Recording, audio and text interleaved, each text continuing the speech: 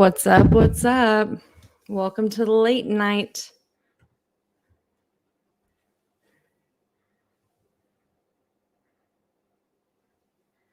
All right. So first things first, who all has listened to today's episode of the SHITuation where we talked about the layout of 1122 King Road?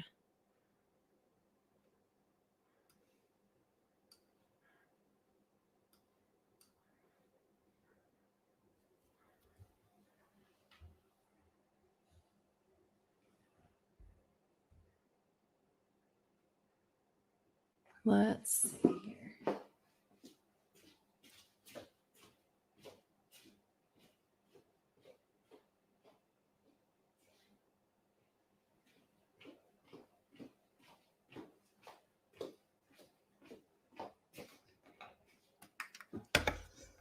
All right.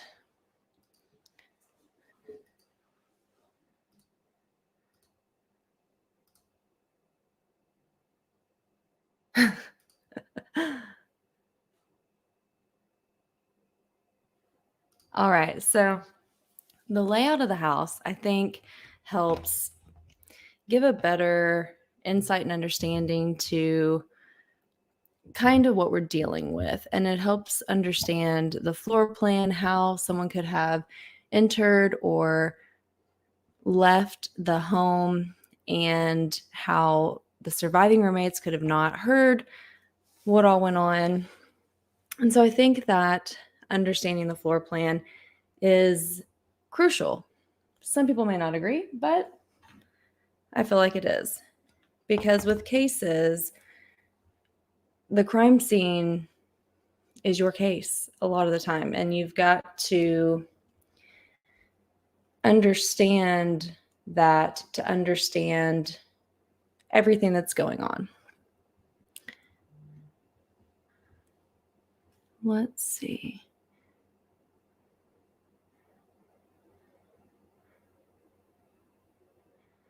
Oh, bringing up the Facebook. Yeah, the Facebook is wild, to say the least. But let's get all situated here.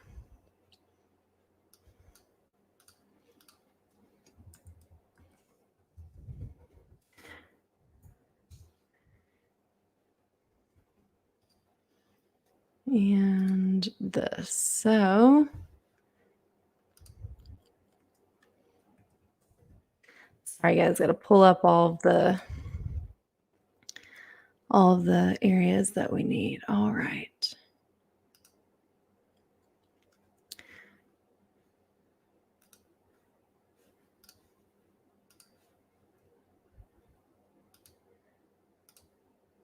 Let's start with a walkthrough of the home. Now, the first floor is weird, and they don't really lay it out for you, but through these pictures, we can determine what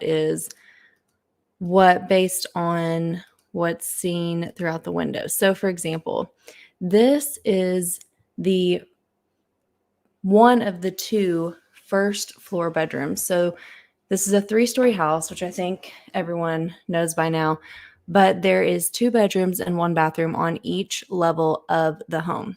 So if you're looking at the front of the home, then this is the first floor bedroom on the left side.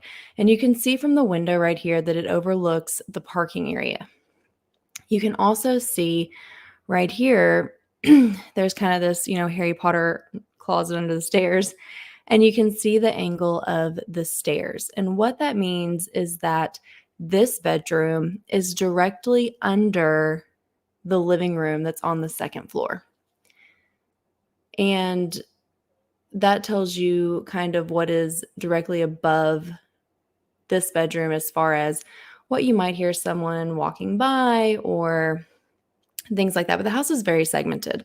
So this is the left bedroom on the first floor that is underneath the living room.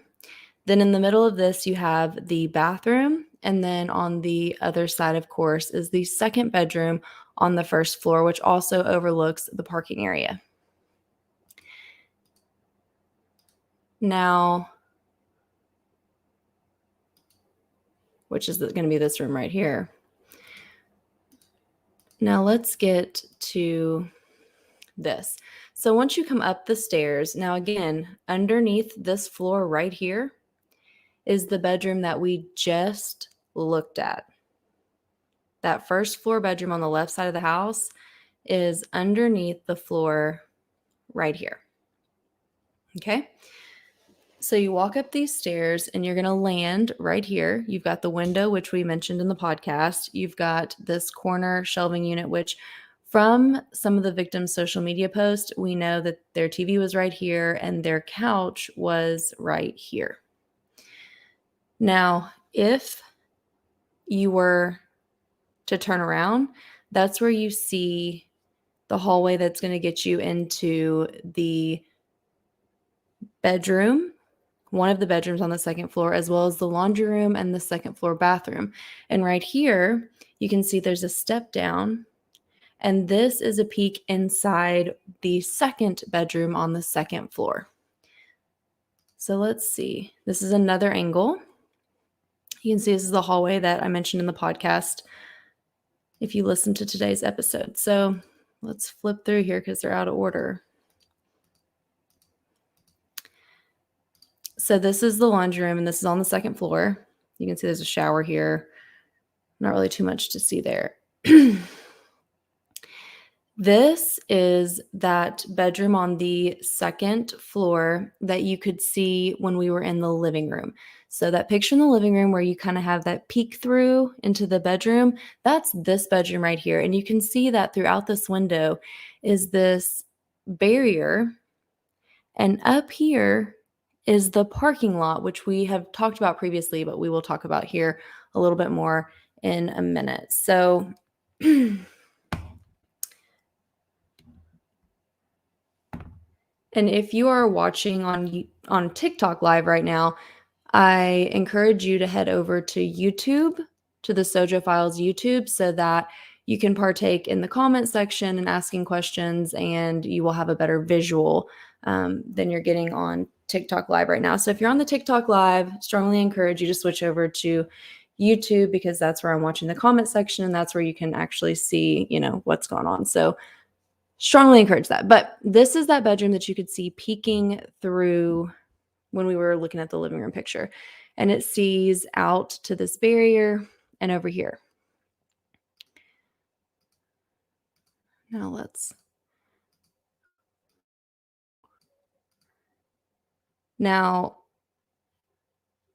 see if I can get you a better. The bedroom that we just discussed is this one right here.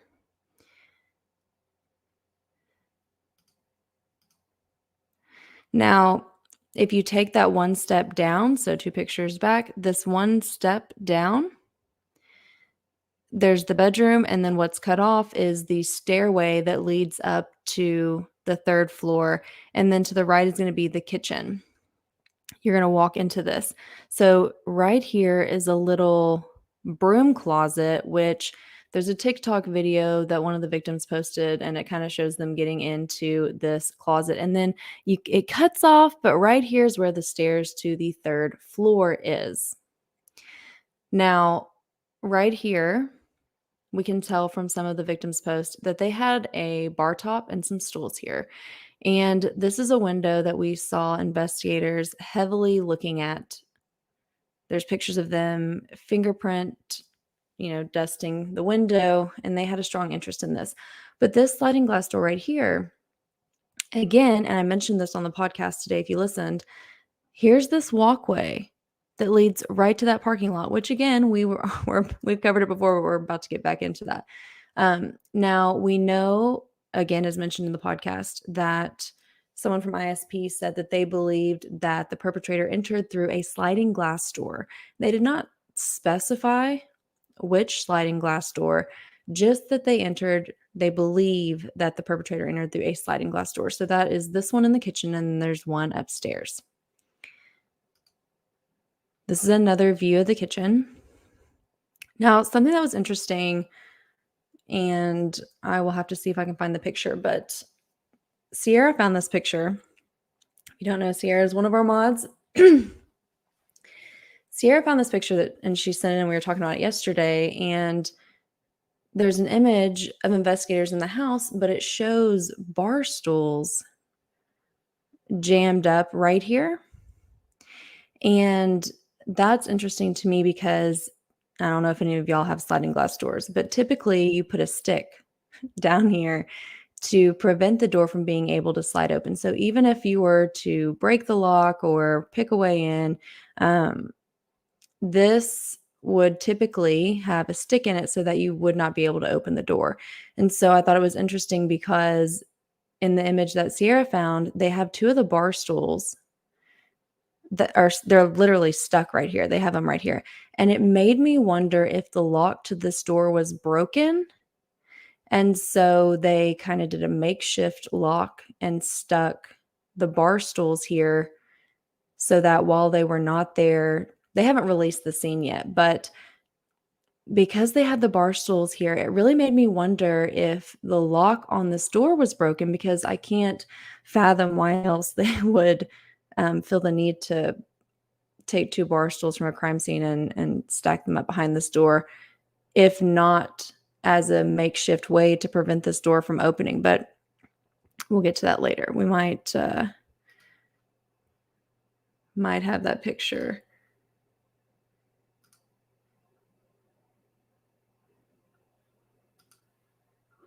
Let's see. All right, well, we'll come back to that. So again, second floor. Now these pillars right here, they are part of the third floor balcony, which extends over this door. This is the third floor bathroom. So let's keep going. Again, these pictures out of order. I'm sorry. So you go up the stairs. So the kitchen is right underneath this floor. And you'll go up these stairs. They obviously turn. And at the top, you can see that over here in this window overlooks the third floor balcony. So you land on this landing area right here. You've got the third floor bathroom in the center. This is one of the rooms. And then over here, cut out of view, is the second bedroom on the third floor. Now, this is the master bedroom on the third floor, and it's the one that features the sliding glass door. And again, you can see through here that parking lot we're about to discuss.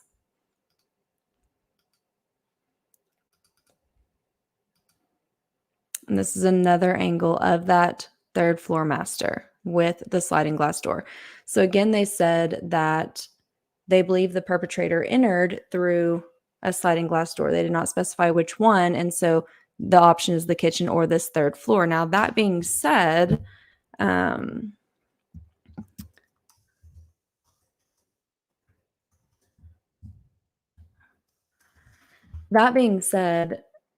this third floor balcony, the balcony on the third floor does not have access to it other than this door. So the only legitimate access to the third floor balcony is this sliding glass door in the third floor master.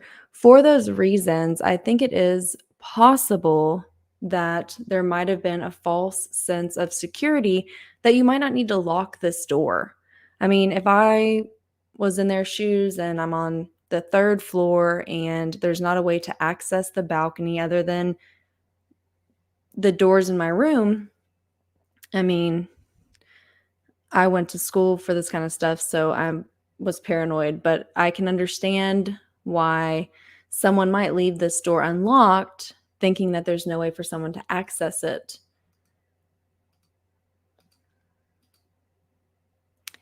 This is the other room, and you can see from this window, it overlooks the front.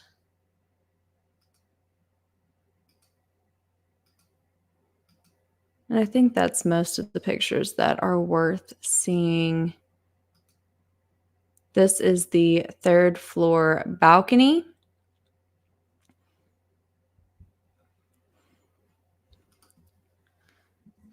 Let's see here.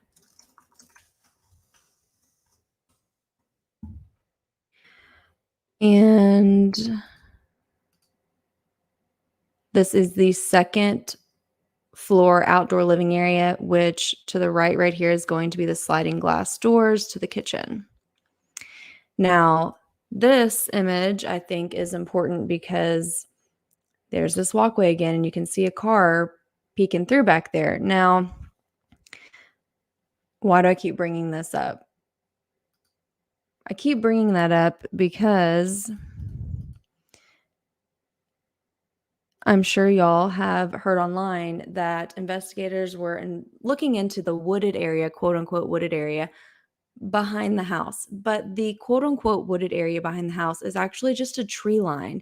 And it's a tree line that goes from, if you were to stand right here and directly in front of the house, the tree line is only up the left side and back of the home to separate the home from this apartment complex and this parking lot, which you can see is very secluded because it's got this tree line.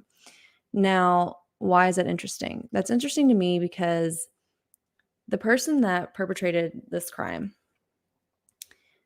they had to have a way to get into the house, and not only into the house, but out of the house without being noticed. And given that this is a quadruple homicide where the killer stabbed 4 people to death, they're going to be messy. They're going to look like they just committed that type of crime. And they had to be able to get out. Now, some of you might be saying, well, it was, early morning hours. And yeah, that's possible too. But here's the deal. It's hunting season. So there are people that get up that early. There's also people that just work out early in the morning. And it's college kids. So some of them are just getting home late at night or still have people over. So with this being a college town and with the college literally being right here, like this is the Sigma Chi house. This is the house. This is the Sigma Chi house. This is the college. With the proximity of this house to the college campus and all of that, there's going to be lots of college kids that live in this area and concentrated in this area. So there's not really a safe time to do anything where there's not a probability of being seen. And so how did that person get into the house and out of the house without being noticed by anyone? And if they had a car, how did people not see headlights or hear a car start? Well, if someone were to leave and go through this little tree line, well, they've got this whole secluded parking lot right here, which I think is something that should be of high interest, just me personally. Now let's check the comment section on YouTube. What rooms were the roommates in that didn't get killed? So the survivors were on the first floor of the home. And again, the house was 3 stories, but the survivors were located on the first floor of the residence.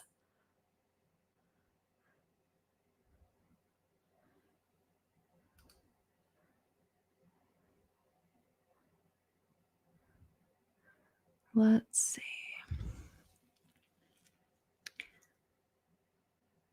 Now, pull this back up.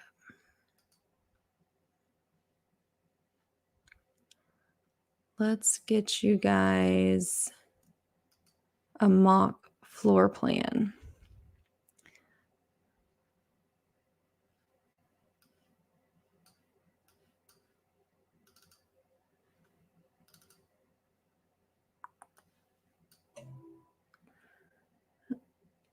Now, another thing that I thought was pretty interesting was that the house changed ownership in 2000. November of 2018. And as a result of that, they started a remodel that went from 2018 to 2019, and they remodeled the kitchen, the bathrooms, and they removed all of the carpet within the house. So went through a pretty good remodel, just an update, got a facelift. Now this is all thanks to Peyton, who I think is probably in the comments section. But Peyton did this mock draw up of the floors for us, for all of us visual people that need to see stuff, which, hello, me, I'm visual. I need this. So shout out to Peyton because she was doing the Lord's work on this one. Because there were some floor plans that were released, but it's clear that the house has had a facelift or two since then. And so this is the first floor. So you have this main door right here, which is the door that had the key code on it. And that key code has been discussed. They said, family members of the victims have said that they didn't have it top secret. People knew the code to the door outside of the 5 roommates. And so this is the door. This is where the parking lot would be. Now, once you enter bathroom, bedroom, the other bedroom, and the staircase, and as you can see, Peyton did this justice because she pulled this over here, and that's exactly how it is. The stairs do go over this bedroom, and that's, clear from the pictures that we saw of that room a minute ago. So once you go over this, you're going to enter into the living room.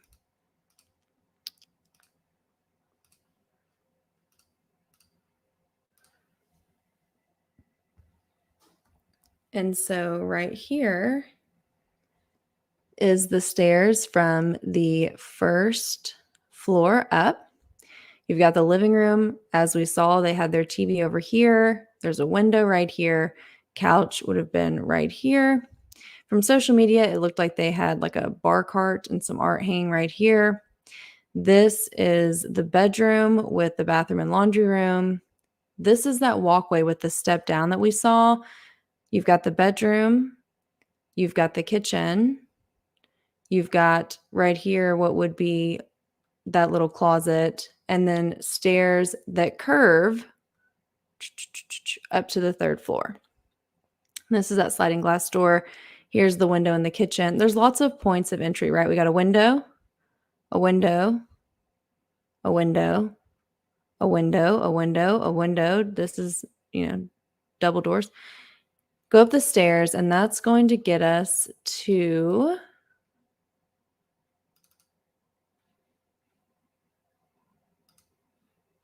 let's see. Got to find my 3rd floor pick here.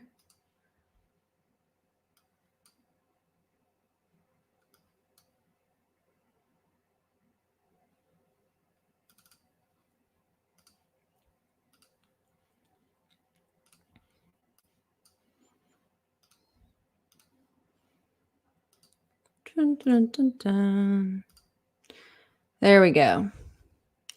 To try to be quick, this is the 3rd floor pick. So you come up those stairs, you got the bathroom, you've got one room, another room. This is the old floor. This is one of the floor plans that came out. This is not one of the great ones that Peyton made. I was trying to find it. So, but up here, there is a room in the master bedroom, next to the master bedroom. Let's find it.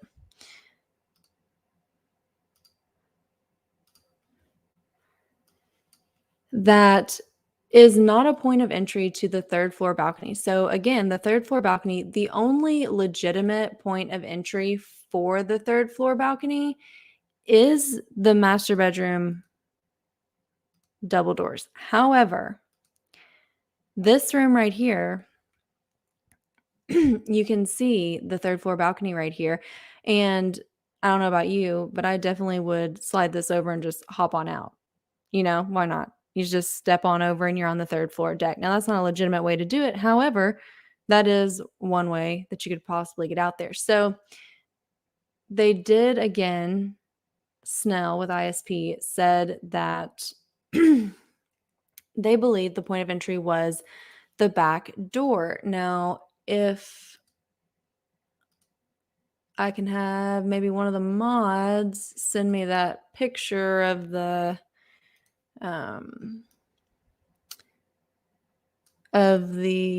door with the stuff in it. Let's see.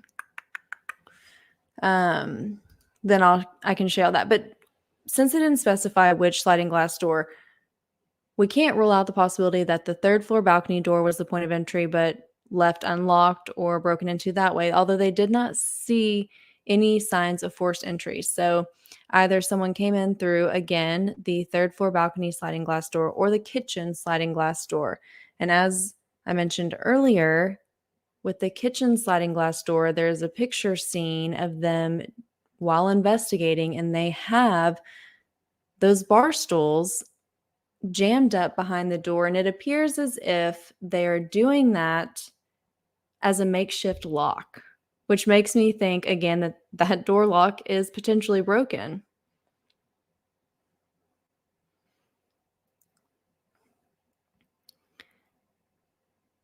Let's see. Yes.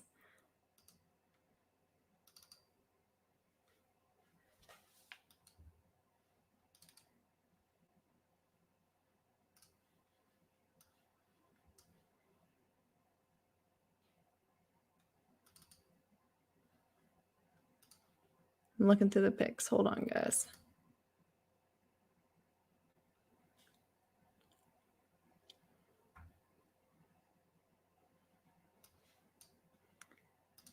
Don't think that's the pic that shows the door, the bar stools up against the sliding glass door. Here it is. Okay.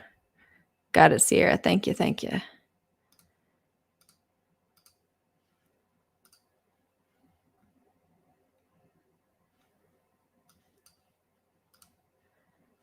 Let's see.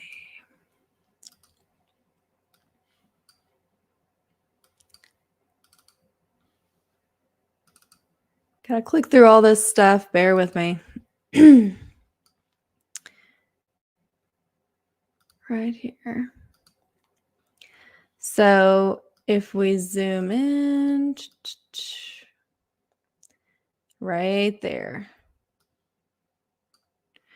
you can see, and anyone that is familiar with sliding glass doors, I know y'all know what I mean when I say a stick by the door so that you can't open it. It is literally a stick that prevents the door from sliding back.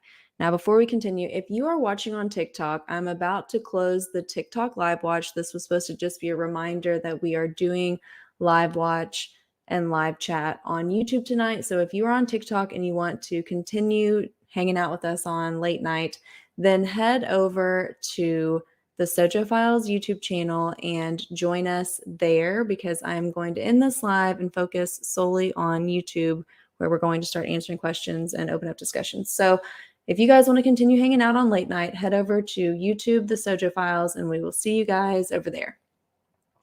The link is in my TikTok bio. All right. Got that ended so I can get that phone out of my face. This right here, I mean, that I can't think of another reason why investigators presumably put this here. It doesn't make sense to me, because otherwise, why not just leave the bar stools where they were, which is in this area right here? I cannot fathom a reason for investigators to have done this other than to prevent this door from sliding open. And like I said, it kind of makes me think that lock was broken. Quick overview of the case. So on November 13th, there were 4 University of Idaho students found stabbed to death in this home located just off of the campus for the University of Idaho.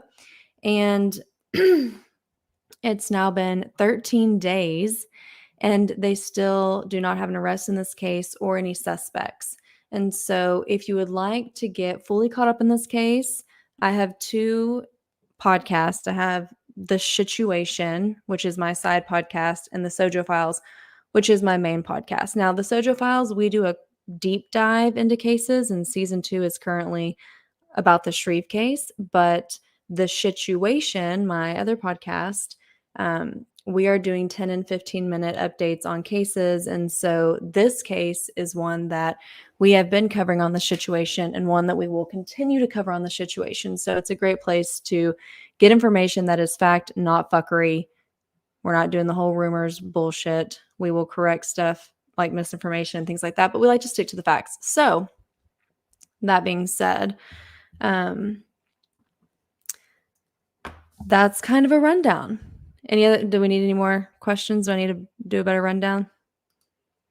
Mods, let me know if I need to do a better rundown on that. But basically, 4 University of Idaho students were brutally stabbed to death in this home, and there were 2 surviving roommates in the home. So you have a total of 6 people that were in the house, 2 that were unharmed and survived, and unfortunately 4 that were brutally stabbed to death. Yes, it's SHITuation, because life is full of situations. So we do quick, rundowns on cases as well as other situations in life. So that's the sister podcast to my main podcast, the Sojo Files. And I hope that you guys will subscribe and listen to that podcast and listen to it on this YouTube channel as well. So yes, this was a rental. This was a rental, and I mentioned the price today on the podcast, but let me look it up so that I don't accidentally give you misinformation. Let's see here. So when I looked it up, the house was renting for $2,495 a month, which is basically $500 a month per roommate, because they only had 5 roommates in the home. And that we're aware of, there was only 5 roommates in the home. And so $2,495 divided by 5 is $499. So basically $500 a piece.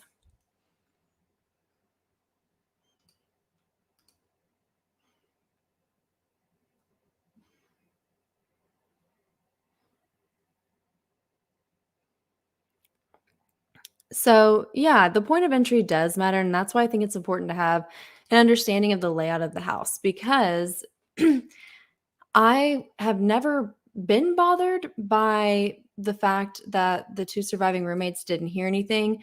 But for whatever reason, a lot of people have been bothered by that, which I don't really understand why people are so bothered by that. It makes complete and logical sense to me why they didn't. And then once you find out the layout of this house, it only makes even more sense why they wouldn't have heard anything. But I think that when they say wooded area and it's really just a tree line, which again, when we were touring the house a minute ago, I showed y'all the view from this master bedroom as well as the kitchen.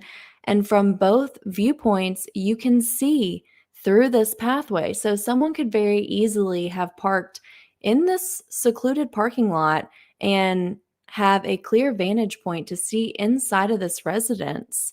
And they would be somewhat protected by the foliage on these trees. And you might not even know that they're sitting in the parking lot watching you. Again, I'm not saying that's what happened. I'm just saying that's a possibility worth considering.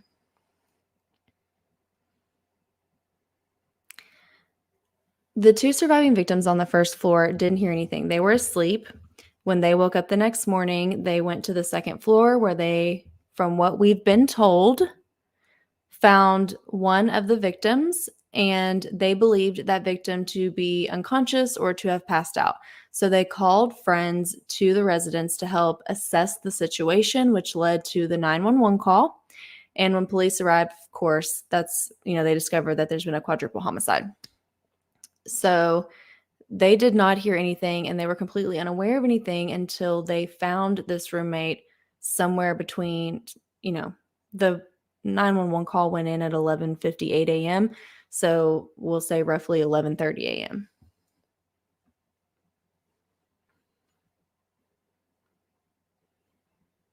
The ladder. Listen, we do not know where this ladder came from. The mods and I discussed this just yesterday when we were preparing for the SHITuation episode that came out today. I don't know who brought this ladder. Now, this ladder could have been brought by police. We don't know. This ladder could have been maintenance. I'm going to be honest with y'all. I think it's a stretch to think that a killer brought a ladder to the crime scene, stabbed 4 people to death, and then moved the ladder. I think we're pushing it on that one. So I'm thinking this ladder was probably left there by maintenance or maybe brought by police. I don't know where the ladder came from, but it's on the scene here. So clearly they did not take it in as evidence, and they've even taped crime scene tape off in it. So I don't think the ladder is going to be relevant. I do think, yeah, we're all going to notice the ladder, because how could you not? But I'm not sure the ladder actually has any relevance.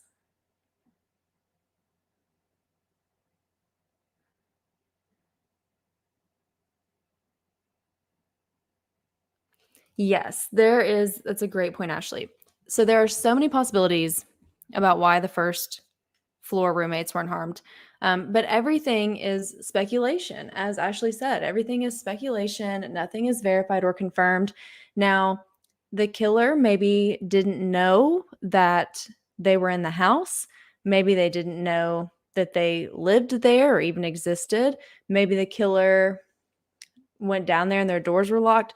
Or, and this is also a very probable and plausible thing to consider, in knife attacks, the perpetrator, more oftentimes than not, injures themselves.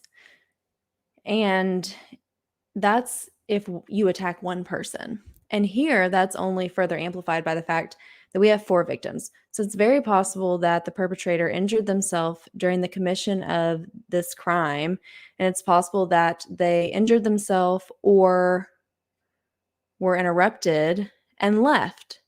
So maybe they knew about the 2 downstairs and were interrupted or injured and left. Or maybe they didn't know about the other 2 roommates. Maybe they didn't even know they existed or were there. Or maybe their doors were locked. We don't know. But thank God they weren't hurt. That's what people should be thankful for.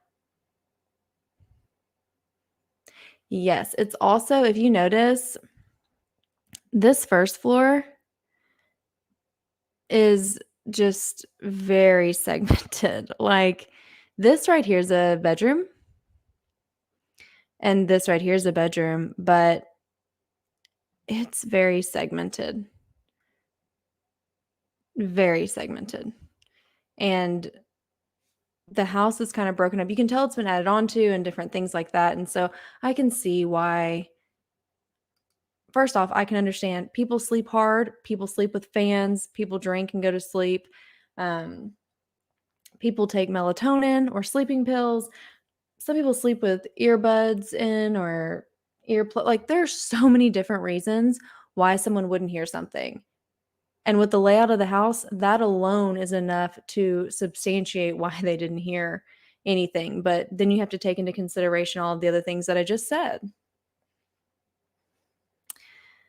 I'm not going to pin this one comment that I just saw because I don't want it to further spread misinformation online. But the dog story has nothing to do with this case, and that has been confirmed by police that it has no connection and nothing to do with it.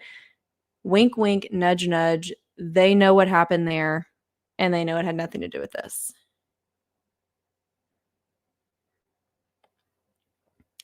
I will say that y'all know I'm a fact versus fuckery type of gal, and so If you are posting something in the comment section that you've read online or that we don't know to be a fact, if you would put rumor or allegedly in front of it just so that we can be good, decent humans that are ethically and responsibly sleuthing online and not contributing to false information being spread online. So do me that favor in the comment section. I would greatly appreciate it.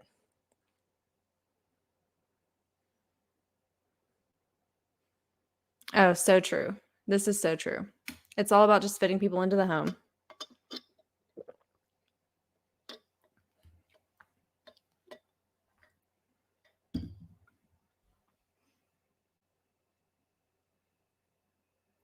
Let's see. I missed this first comment, so I'll have to backtrack to see what the first part is that they said.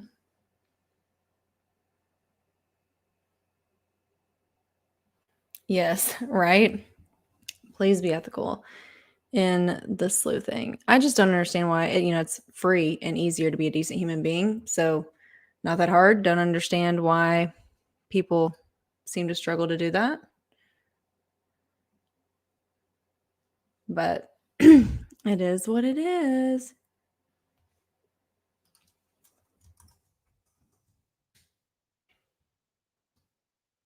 Now, let's see.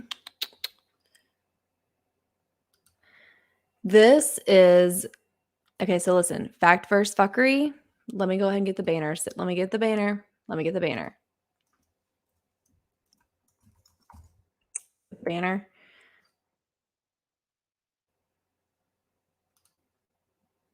Actually, wait. Edit. Willow. Not even going to scroll. Save. Show the banner. Okay. So, comment section. Is it true that the survivors had their rooms locked? That is going to be fuckery.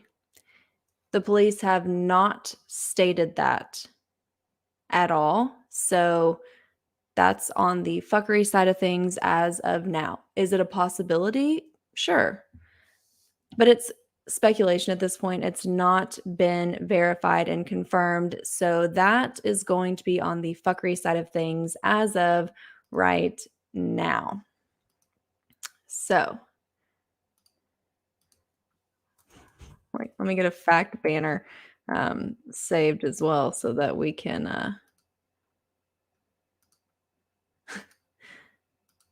I can come back and forth and hit the banners for us. So let's click this one. I don't know shit about fuck. I love that disclaimer. But the police still say killer or killers. Do you feel it could be because of the way the knife wounds were in the victims could show different killers? So here's what I can say about that. They have stated that they are looking for, a Rambo style knife, essentially a hunting knife. Basically, if you don't know shit about fuck, a knife that does not fold. It's just a straight blade knife, doesn't fold. And what I can say is based on what they are saying, we are looking for a Rambo style knife.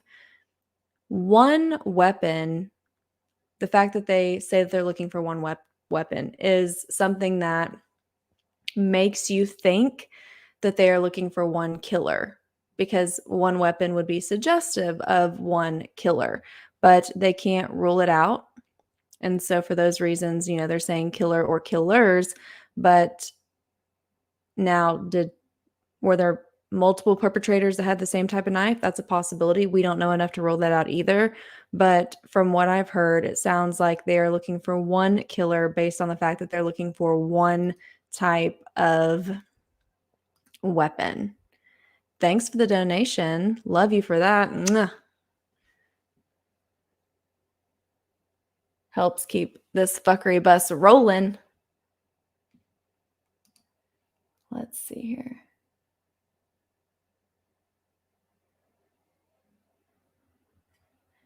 Listen, anything's possible. We don't want to speculate too much on anything's possible. It's not been rolled out. But here's the deal is that what we know, let's get the banner. What we know is that police have said that they believe the victims were attacked while they were sleeping, which is suggestive or implies that they were found in their bedrooms or in their beds. We know that they're saying they're looking for one Rambo-style knife, which is suggestive that they're looking for one killer that used one weapon on all 4 victims. That is all we know at this point in time. Everything else is pure speculation as far as that goes.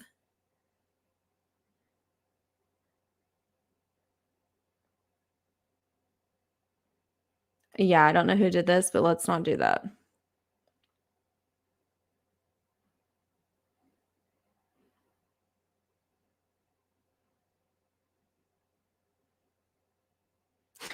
This is what gets me. Like, I don't understand why it's so hard for people to believe that they didn't hear anything. There are people that are hard sleepers. There are people that sleep with fans. There are people that sleep with earbuds in. There's people that sleep with the TV on.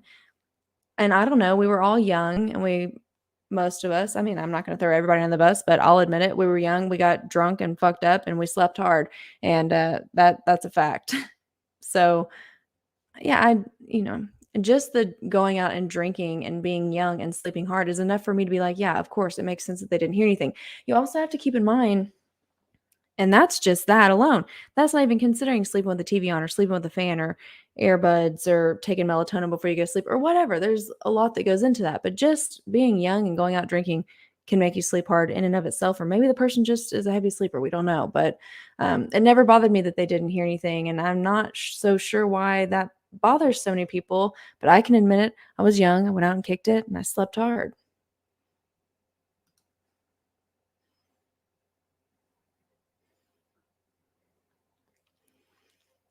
Um, Right.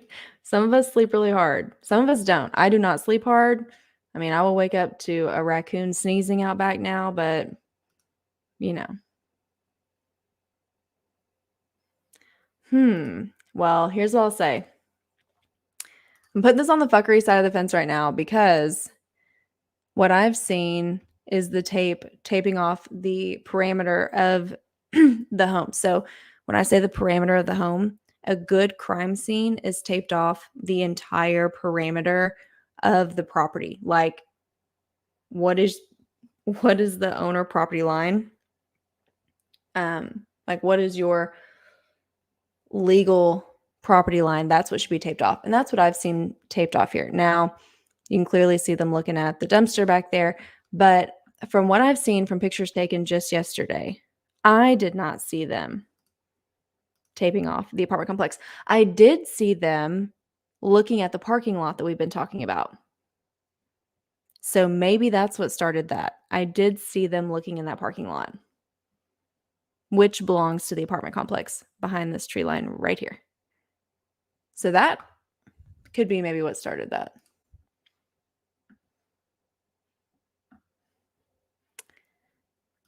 So the cars in front do belong to surviving victims as well as victims of the quadruple homicide. That is going to be fact.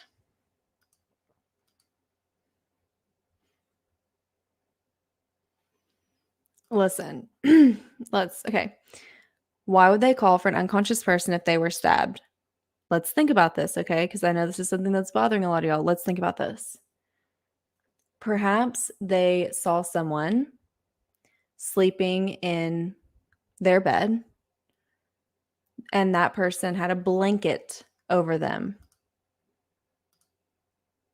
That is going to block view of certain things. So if they found someone with a blanket over them, that would block their view. Maybe their brain just kind of broke and they said unconscious because that's the only words that they could get out. I don't know, but I will say this. I believe when they said that the person was unconscious, maybe they meant unresponsive because this is the dispatch. The dispatch says unconscious. The police said they had an unconscious person. Maybe they meant unresponsive. I don't know. But they called and summoned friends over to the house to help them assess the situation.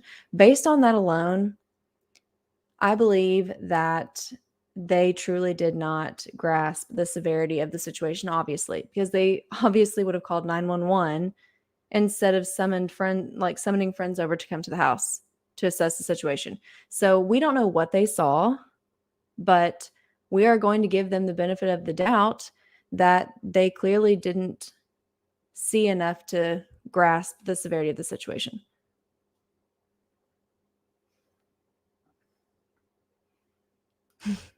I'm just trying to lull you all to sleep so that you can have sweet dreams about hopefully not what I'm talking about before you went to sleep. Hell, some of them could have been going to sleep listening to a podcast. Who knows?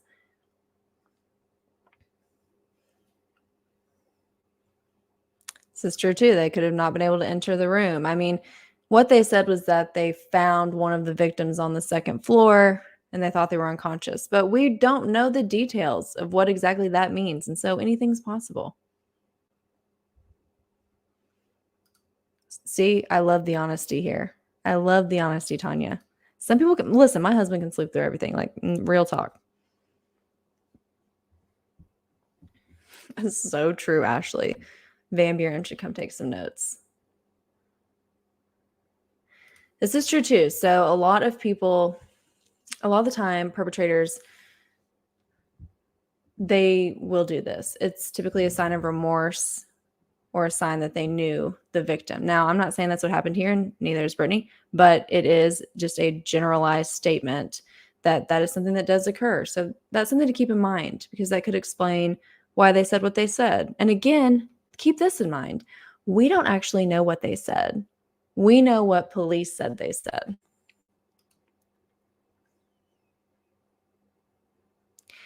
Yeah, I don't know why it bothers people so bad that they didn't hear anything. That doesn't bother me at all, but man, it really does bother some people. It bothers a lot of y'all.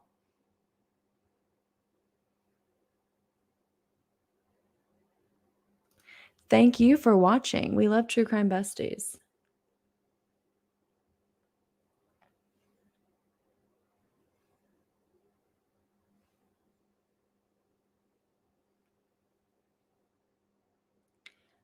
I am literally not, listen, I'm not even going to pin this one comment because I'm not saying that the killer, who you're presuming to be male, did anything. I am stating a generalized, as I clearly stated 30 seconds ago, a generalized statistic about what is done sometimes by perpetrators and what it suggests from a criminology standpoint.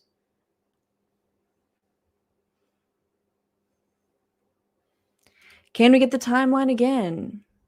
Jay Brinks, we can. So there were 6 people in the house at the time, and 2 of the victims, floor 1, okay, this is not funny, but literally they went out in 3 groups of 2, first floor, second floor, third floor. Like first floor went out as a group, second floor went out as a group, third floor went out as a group, as it just so happens. So the first floor survivors, they went out that night. They came back to the house. Ethan and Zaina, they went out that night and they went to the Sigma Chi house. And then Maddie and Kaylee were out at the corner club. And then we know for a fact from the Twitch live stream footage that around 1:45 in the morning, they were getting tacos, which sound really good right now. And they're seen on that video waiting about 10 minutes to get their food, and then they go back to the house. By 2 a.m., all 6 people were inside of the home by 2 a.m. Now, we know from phone records that Kaylee and Maddie were calling Kaylee's ex-boyfriend, about to get back together, boyfriend, according to family. And those calls started around, after 2 o'clock in the morning. But the last call was placed by Kaylee at 2:56 a.m. What that tells us is that she was alive at 2:56 a.m. And the autopsy, they have stated, leads them to believe that they were killed between 3 and 4 o'clock in the morning, but we don't know. The last confirmed timestamp that we're aware of is the phone call at 2:56 a.m. Then we have no other point of reference until the 911 call at 11:58 a.m. And they summoned, like I said, friends over to the house. So let's back that up to around 11:30. So from 3 a.m. 2:56 to around 11:30, I'm guessing, because the call went in at 11:58 and they had friends come over to assess the situation. So between a roughly 3 a.m. and roughly 11:30 in the morning, we don't know what happened except that 4 people were stabbed in this home. So it's speculated, and they've already got the autopsies, but they're believing that this occurred between 3 and 4 o'clock in the morning. And we know the girls were alive basically at 3 a.m. because that phone call went out at 2:56. So what occurred between 3 a.m. and 11:30 a.m., we don't know. But that's what we would like to find out.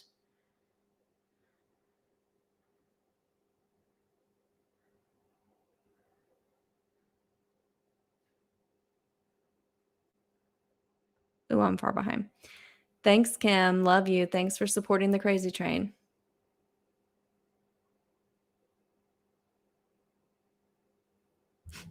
Oh no, I've messed up fan sleepers and people that listen to Christy, I'm sorry.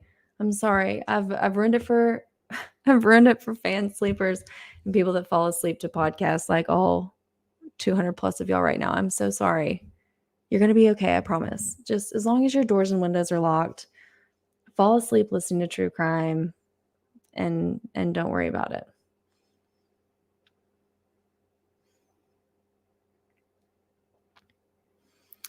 Let's see this. If they were at the taco truck at 1:45, they probably got home a little after 2ish, were alive for an hour making calls to the ex, and then murders happened between 4. That's correct. Yeah. Like 1:45ish, they're seeing on that Twitch video, they're waiting about 10 minutes for their food. And then initially they said an Uber driver brought them home. Then they said it was a private party. Either way, the driver has already spoken with police and been cleared. So yeah, we're going to say roughly 2 a.m. they make it back to the house. And then everyone's at the home at that point.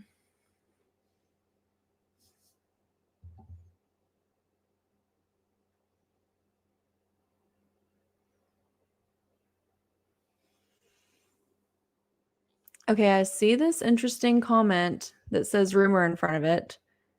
That's an interesting rumor. That's an interesting rumor. I'm scared to pin it because I don't want people to take it as fact, or contribute to, people saying that's something that we were saying on this late night, which we weren't. But I see that comment, and that is a very interesting rumor perspective that you posted, and I will keep that in mind. I think that one's very interesting.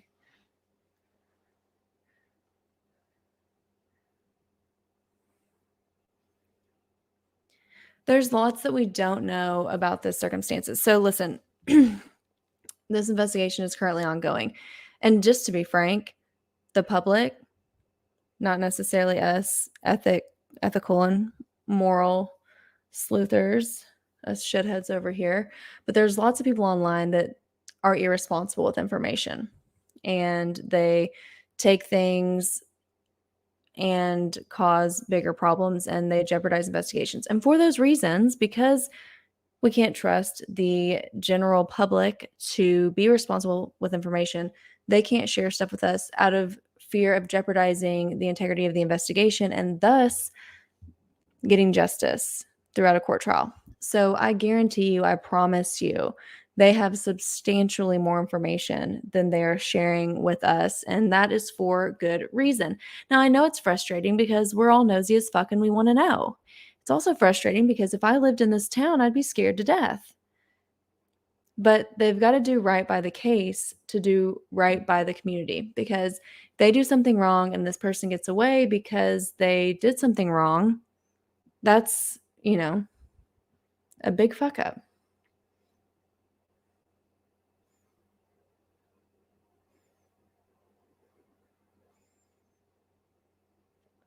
Let's see. Yeah, it's crazy because the public does act as if they're owed something, right? Now, I will be the first to say, I will be the first to say that I do think that there needs to be a balance, that officers need to respect the community that they serve, and that the community they serve needs to respect the investigation process. And that's a very hard balance because some people can't act right and be trusted with certain information. So it's like walking on eggshells, and it's very tricky. What I can tell you, having covered cases that were absolute fucking shit shows like Shreve, if you're new and you want to dive into an Alice in Wonderland rabbit hole of fuckery, start listening to season 2 of my podcast, The Sojo Files. You'll find out what a bad investigation is. And what I can tell you from what I've witnessed in this case, they do care, and they're trying really, really, really hard. And as frustrating as it is for the rest of us, for right now, we have to accept it because it is what it is. And we don't want to jeopardize the case. And as frustrating as that is, we just, got to be like, okay, we can't have everything. Okay, but they're college kids. They're college kids. And for those reasons, they definitely don't all have Ring cameras. I mean, I can tell you that I was just in a college area and none of them had Ring cameras. I actually made a statement about, why don't you have a Ring camera or something? And they're like, what do we need that for? None of them had Ring cameras.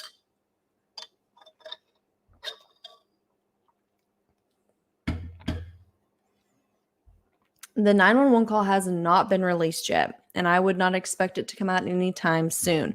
Why are the reasons for that? Let's talk about this. First off, the caller was obviously traumatized. It's a horrible experience that they went through. And releasing that 911 call, given the media frenzy, is going to give the irresponsible members of the public and the idiots of the internet a bully to pick on, someone to re-traumatize as if they've not been through enough. Also, the caller could have given information on that phone call that police don't want out yet. And so for those reasons, respect for the victim and not all of that, they've not released it. Or maybe we know that the 911 call was made from a roommate's phone, but they have not confirmed that it was from a roommate. So maybe one of the third-party friends that was summoned over to the house to help assess the situation used the roommate's cell phone to call 911, and by releasing it, it would then put their name, which no one knows right now, thank God, but it would put their name out into the general public, and then they would become a target. So there's a lot of reasons why they've not released it, both moral and ethical reasons, as well as practical reasons, like they might have said something that they don't want out in the public yet. So they've not released a 911 call. I would not hold your breath for that anytime soon. I think that typically all departments are going to try harder when they have this many eyes on them. These people literally can't do anything without the cameras following them. So that is 100% going to make them work harder and be more strategic, because everything they do is being recorded and put on that. They're under a microscope. I don't wish that on anybody, but they're currently under it. And I think that public pressure does change things, though I think that they legitimately care and would have done their best with or without the media coverage, but it definitely helps.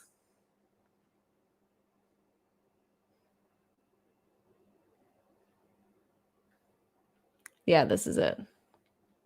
Right here. This is what we know to be, hold on, let me throw a banner up there with you, Peyton. Fact. Damn it. Why is it? Hold on. Edit. See if we do it this way, if it'll allow me to. There we go. This is fact. All we know so far is that they found what they believed to be an unconscious person. They summoned friends over to the house. They then called 911, and that led to the discovery of a quadruple homicide. That is what is fact right now. Everything else is speculation and fuckery, but this is fact.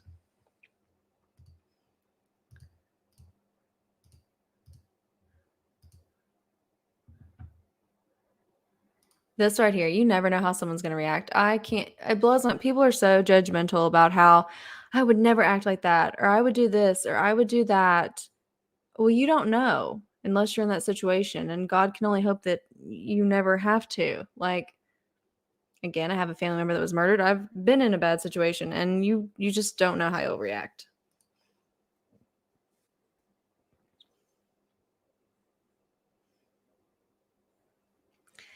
Oh, yes. This right here. Throw this up. Boom, fact. We do need to take the safety of the caller into account because it's a media frenzy. If y'all are on the Facebook page, it's absolutely fucking ridiculous. Then you know they're reporting on stuff. The stuff they report on, like, listen. So one thing that's all over the news is that the prosecutor Bill was working on Thanksgiving. He was seen at the police department at 2:00, and then there on Black Friday. That is normal.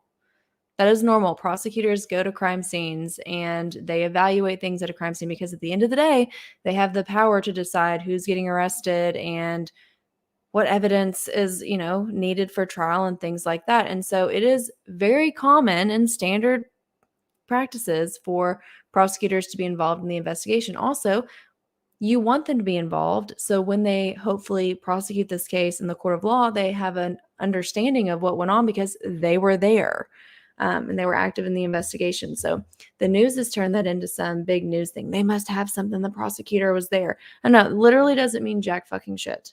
The prosecutor. Well, I'll put it this way. I think it is admirable that the prosecutor was there on Thanksgiving and Black Friday. I don't want that to be misconstrued. I think it's admirable that he was there. I think it shows that he cares and that he's going above and beyond, and I appreciate the fuck out of that. But does that mean that this investigation has something new? Absolutely not.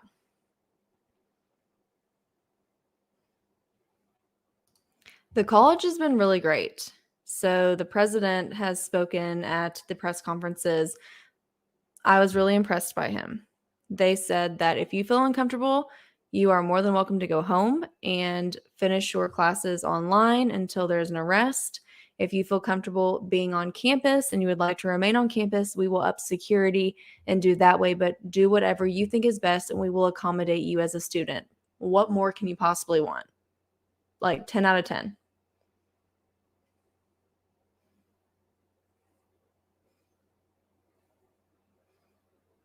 Oh, facts. Facts.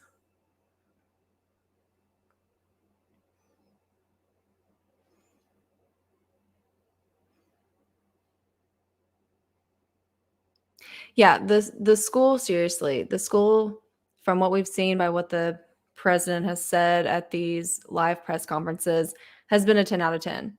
I mean, he wasn't, you know, pressuring or judgmental or anything. He was just like, if you feel unsafe, you want to go home and do classes online, you do that. We will accommodate that. You want to stay on campus because you like the structure, we're going to have more security out there. Do what you think is best for you, and teachers will accommodate that. What more could you ask for? Amazing.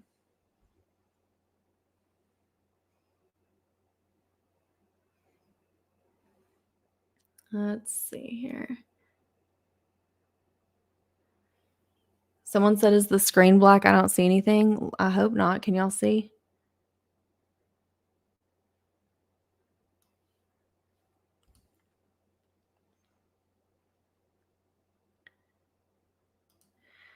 Do we know where the bodies were in their beds? Here's what we know.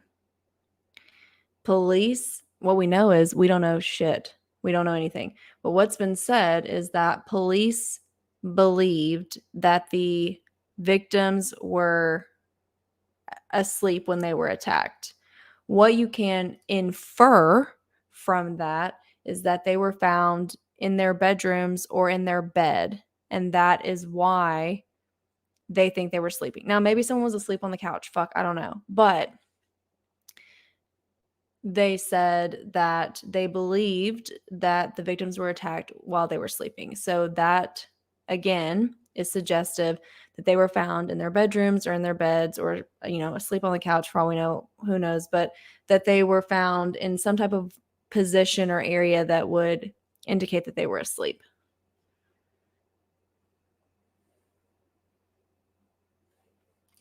Big facts. Big facts.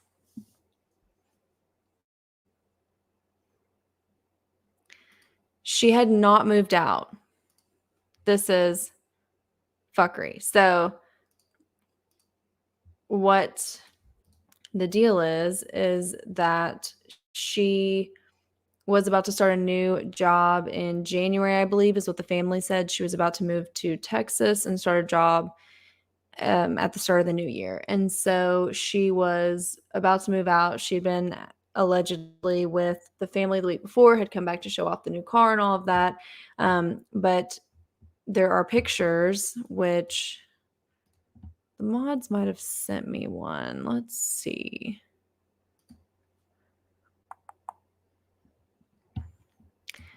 Think that, or maybe I've got it over here.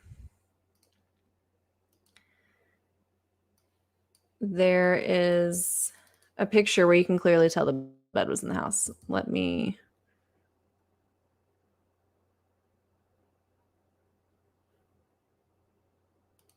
see if I can find it.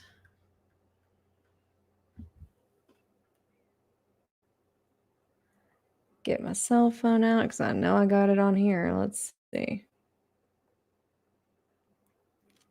Right here.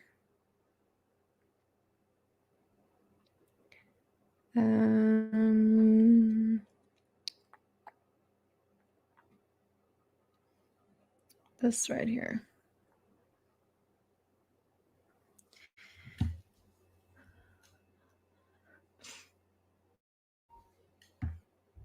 Not me texting my own computer for a picture. Lord help me.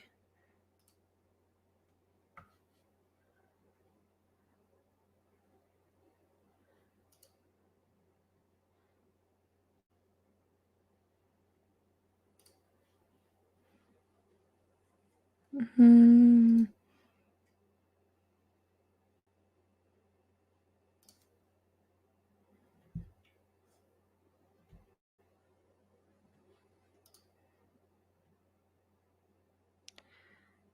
Well, I'm trying to text myself a picture. Jeez Louise.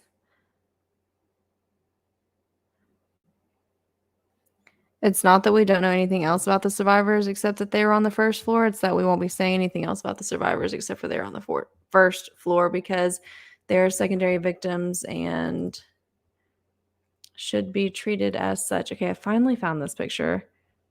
Thank you for bearing with me on the fuckery train. Your patience is very much appreciated. All right, here we go.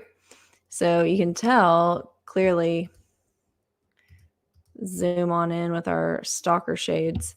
That's a bed. That's a bed.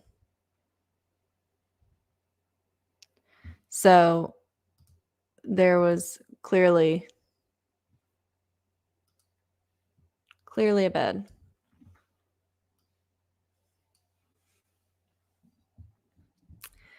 Back to this comment section. So Kim, I see your comment, and we are currently working on the website, revamping the website. And so if you are a member of the website, we just added a SHITuation tab. So if you're a member of the website, all of the SHITuation episodes that come out, whether that's on this case or any other case to come that we cover on the SHITuation, we will post documents and pictures and things like that for the members on the website as they correspond to the SHITuation episodes. So we got you, Kim. We got you. Okay, so this right here, where did it go? So let's get the banner. This is both fact and fuckery. In the Twitch live stream, there is clearly a guy that is behind them, And it looks like it appears that he notices that there's a camera, and he then puts on a ball cap, puts a hoodie on over it, and like is avoiding the camera. But here's the deal. If I was getting tacos at 2 o'clock in the morning and I knew that there was a Twitch live stream from this particular location so that people could watch drunk people getting food at 2 a.m., I would cover my face too. I wouldn't want to be on Twitch live stream drunk trying to get tacos. So I can understand why he would perhaps act that way. But that person, whose name we are not going to say because that person has been cleared by police, and therefore we're not going to contribute to them being harassed on the internet. That person has been identified. That person has worked with police and has been cleared.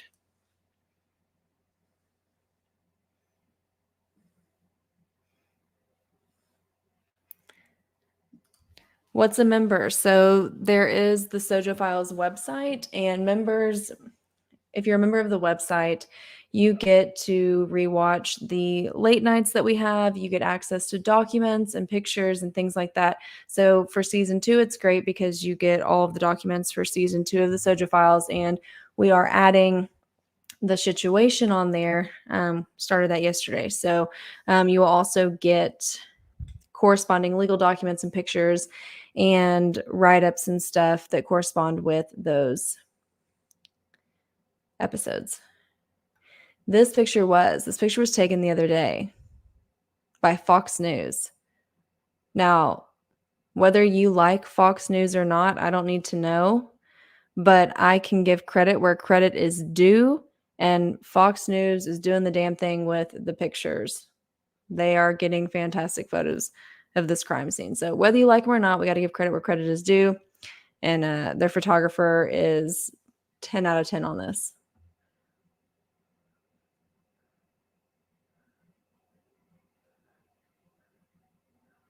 Yes. So there are pictures from early on where the stools are not there. And then there's that picture from the drone footage. Again, I think that Fox did that too, that shows the stools put that way. And it does make me wonder if the door is broken. I think that the Twitch stream, so here's what I think about the Twitch stream. I think that that's probably some live footage that's done all the time. Like people can watch their drunk friends stumbling home from the bar buying tacos. I think that that is a thing, like a legitimate thing, and I wouldn't want to be on it. I mean, I know places that do that kind of stuff.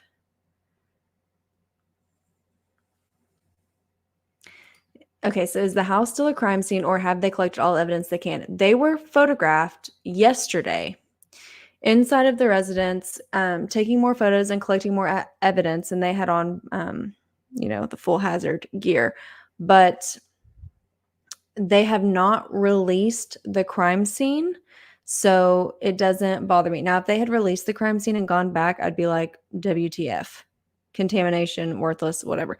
But because they have not released the crime scene, it's maintained its integrity for the most part, because the only people that have been inside the house since the 13th are the police officers, investigators, and prosecutors, FBI, things like that.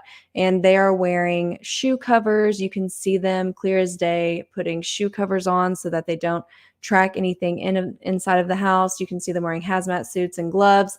So it looks like they are trying their best to not contaminate the crime scene. And they've not released it. So they were seen as of yesterday, November 20.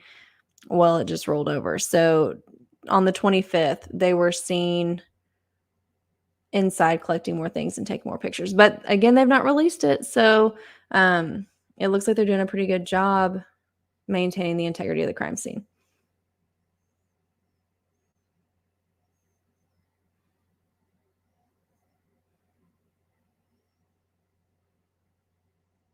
Let's see. See, it is a thing. Thank you for admitting this. She Knows Watches. Thank you for admitting that you watched that live stream. I too have seen some. Ranville here is also silently admitting that they at least know or have watched it. Yeah, it's a thing. It's a real thing.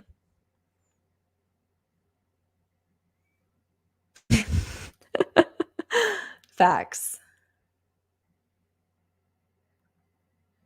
Facts. Well, I just saw a comment, but I'll say this. This is America, and on this channel and in America, you're supposed to be innocent until proven guilty. And though that might not be how things play out online, here we do like to run innocent until proven guilty, or innocent until we have the fucking receipts to back up the shit that we're going to talk about you. So we're not going to accuse anybody of anything unless we got the receipts to back it up, and we don't at this point in time. And no trash bags for the win. They're not pulling a Van Buren here collecting fucking evidence in trash bags and degrading the integrity of the entire case. Thank God. I do not know for a fact that there's 24/7 security, but I can almost guarantee that they probably have officers sitting outside that house 24/7.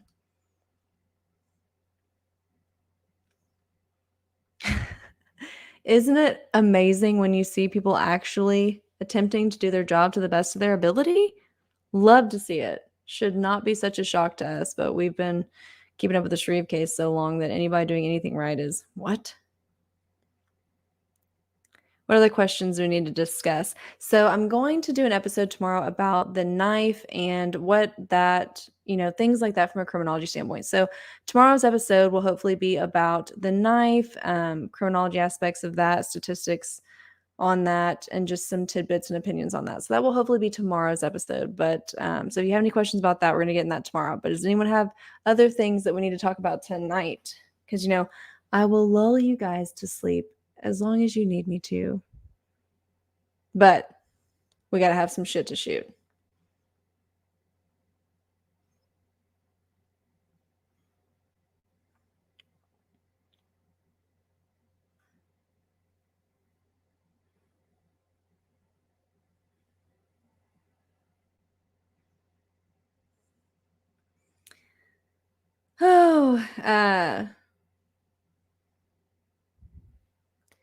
Okay. Who follows the Instagram accounts? Do I have anyone on here that follows the Instagram accounts? I'll put them up for y'all. Instagram.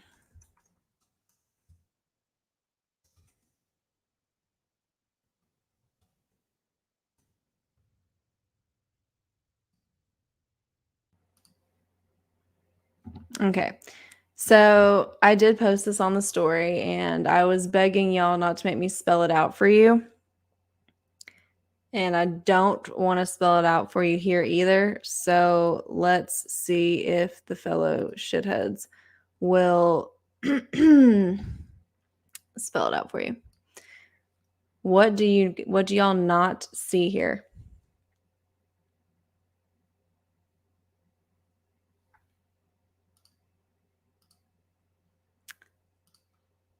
Given what you guys have in your mind about the crime scene, based on how media has portrayed it and things that have been said, what do you not see?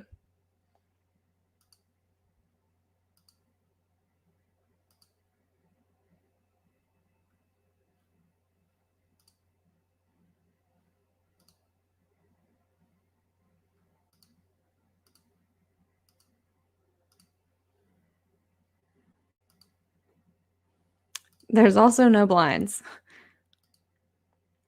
You do not see a bloodbath. Not to say that there wasn't one, because obviously the 4 victims were stabbed to death. And so as a result of that, it was obviously gruesome. I mean, that goes without saying. You've got 4 people that were stabbed to death. It's obviously going to be a horrific scene. But there is an image in a lot of people's heads that it was just a complete horror film situation.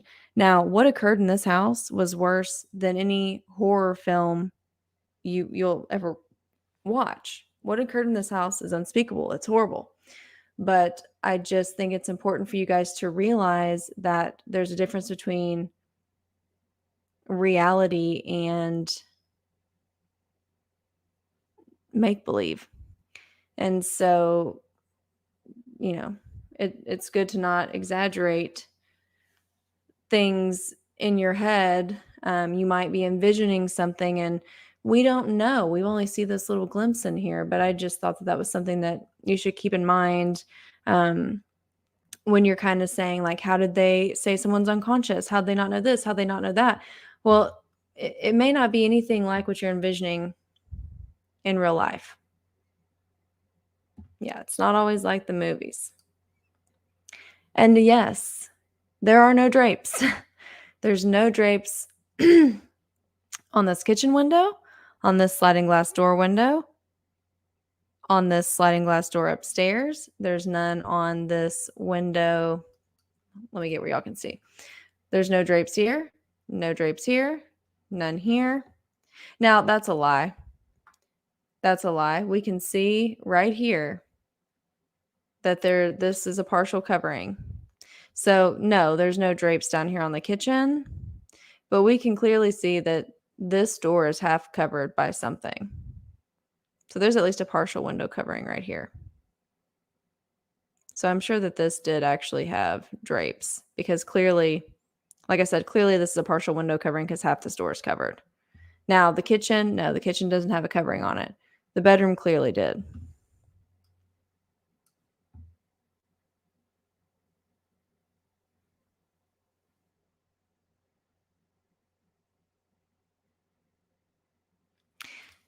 Yeah, I mean, I had a family member that was murdered. Not like this, but yeah, it's different, Some things are, like the O.J. Simpson crime scene, okay? Some shit is like that. But a lot of the times, you've seen stuff on TV and you think something's one way and it's not. Now, listen, TV is part of the problem too because people have a homicide and a conclusion in a 45-minute episode, and they watch CSI and think that you get, these test results back in a snap, and that's just not how it works. And so I think that there's some unrealistic expectations too, which hopefully we can educate each other on this page and learn some things about how the criminal justice system really does work. Because I think that if we take the time to properly educate ourselves on the criminal justice system and how it actually works, we would be a better society for that because there's so much misinformation and a lack of understanding, and it causes a divide and anger between people that have that understanding and people that don't. And there's unrealistic expectations and frustration. And a lot of that could be helped if people had an understanding. So hopefully this page will help bring that. I'm trying. We're all trying. It's a collective effort. Like I said, I consider this to be our page, our podcast. This is a group effort. And so I'm hoping as a collective group effort, we can do some good. I wish they did too.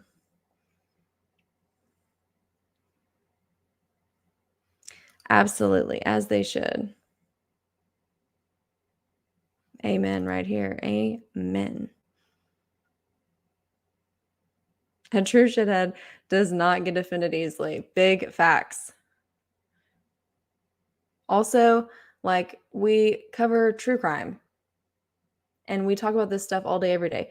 So as a group, you kind of got to have a dark sense of humor and sarcasm because that's our defense mechanism. That's our love language. It's how we talk about all of this stuff without getting royally depressed all the time.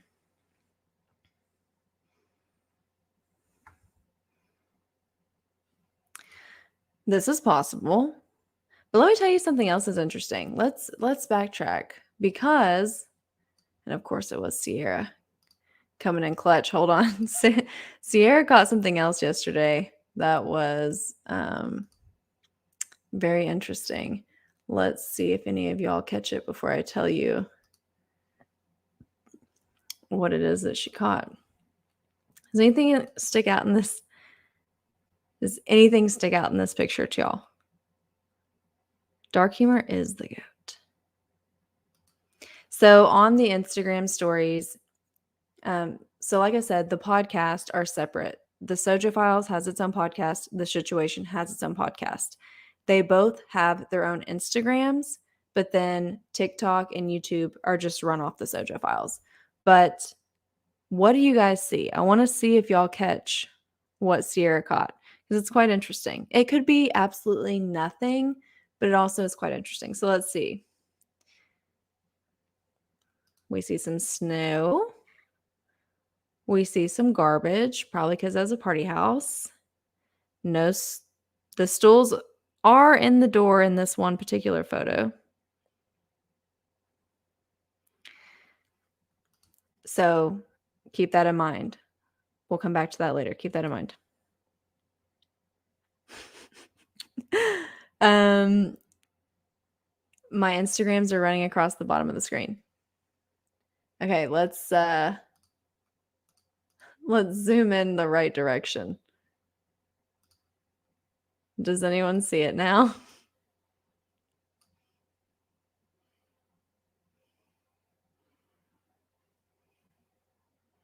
I love it. I love a petty comment. I'm here for it.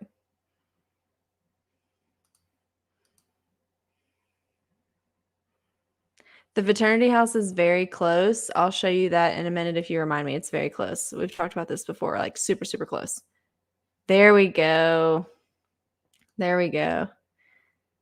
Jessica and Anita got it at the same time. Then Ashley came in. So at 12:18, everybody got it at once. So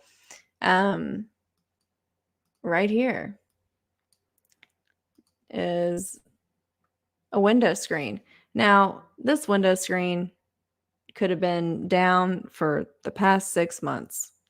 Could have been down for the past week. I don't know. What I do know is that it's down in these photos of the crime scene.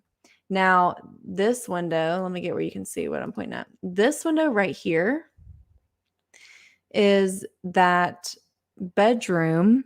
Remember when we were in the living room and I said you go down that step and that's the stairs to the 3rd floor. To the right is the kitchen and you can peek into the second bedroom on the 2nd floor.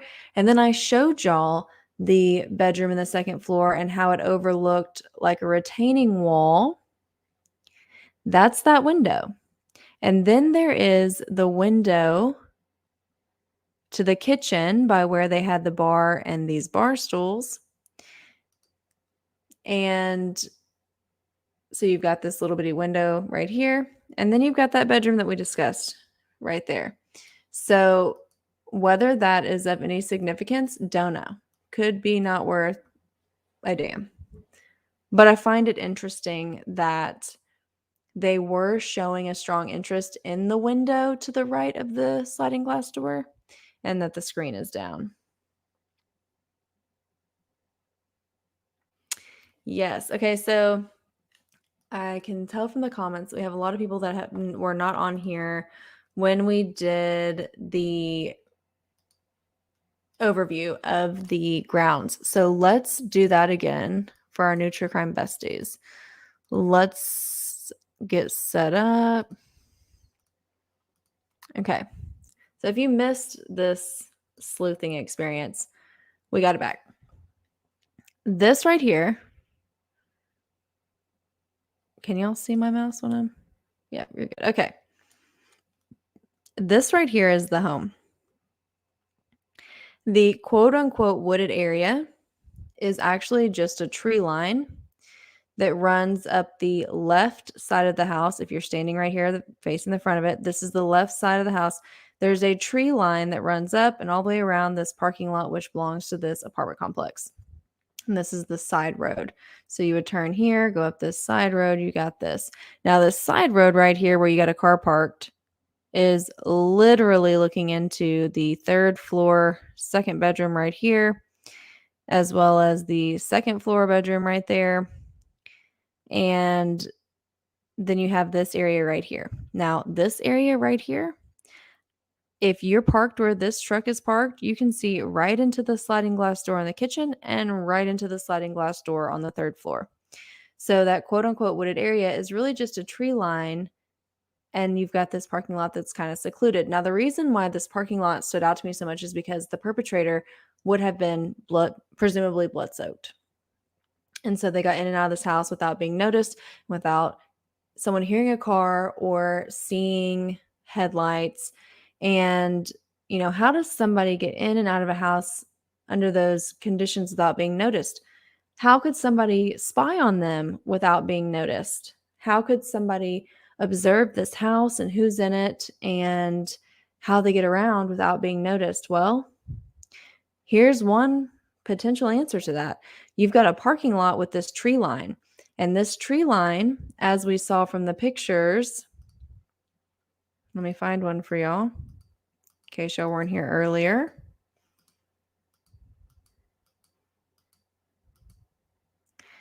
This is the kitchen sliding doors. There's a walkway to that parking lot right there. And then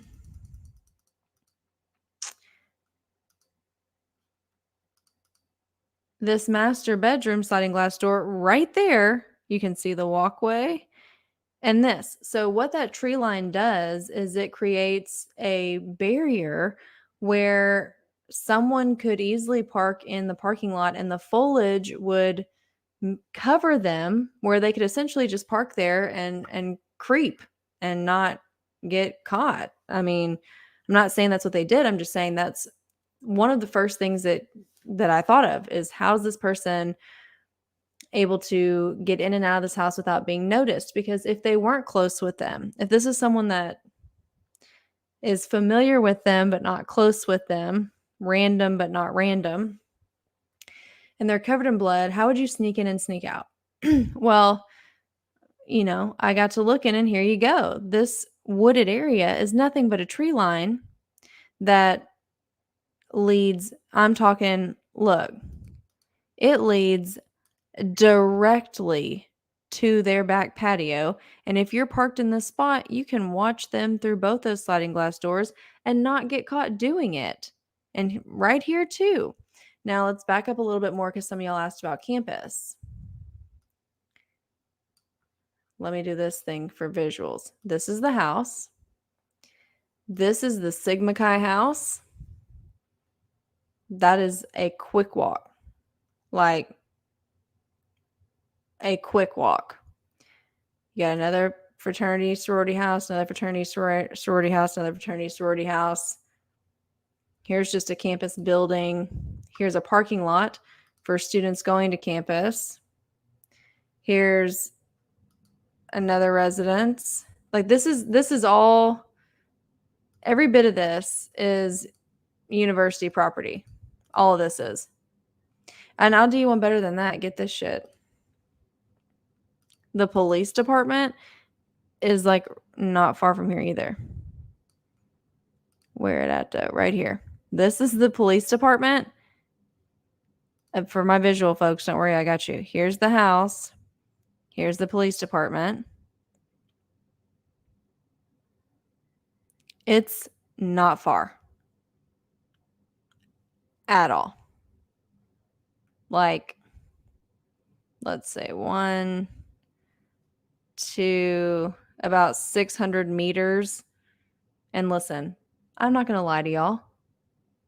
I can't convert that. So one of our math folks, we'll say about 600 meters.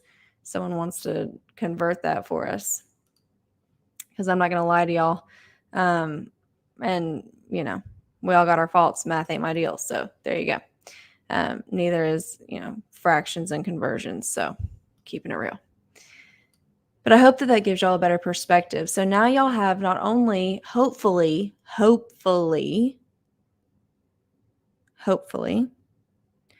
I have given y'all a better understanding of the house as well as the proximity that it has to other locations like campus.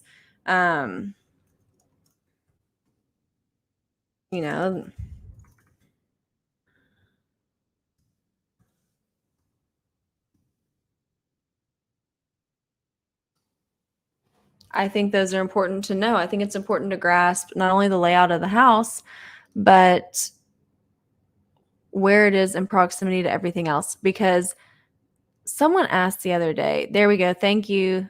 Thank you, Tasha. See, this is teamwork to make the dream work. Thank you, Tasha. 0.3 miles. That's how close the police department roughly is from this house. Also, they've not had a homicide since 2016. Since 2016, they have not had a homicide in quite a while, which is fantastic, but it does give a false sense of security and obviously, shocks people. So, but let's backtrack because I don't know if this got brought up. I think this was YouTube it got brought up because we got better visuals on YouTube. But we talked about, is there a place to ditch a knife? Is there a water place to ditch a knife? The only water source is right here. This is the Botanical Gardens the university owns, okay? And listen, we zoomed in last time. I can do it again for y'all. I'll zoom in for you. Let's take a little tour. A tour de la boom, the Botanical Gardens. Here we are, besties. This is the Botanical Gardens. This is basically the only water source. Now, if we back up,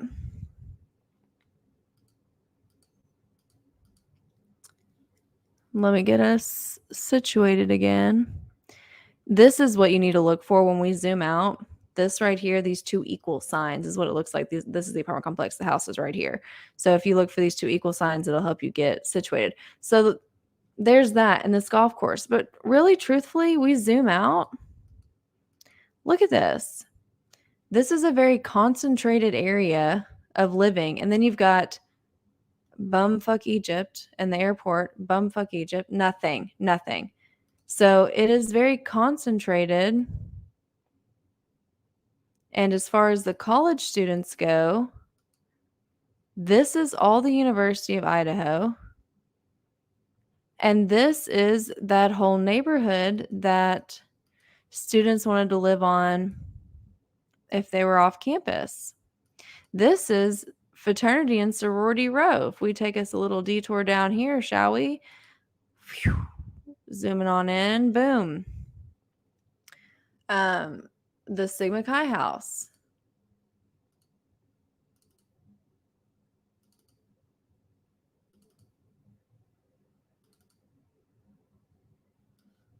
This is where Ethan lived. He was a Sigma Chi. This is where Zaina and Ethan were just hours before the homicide. They were located at this house. This house where Zaina and Ethan were. There you go. Sigma Chi, the house.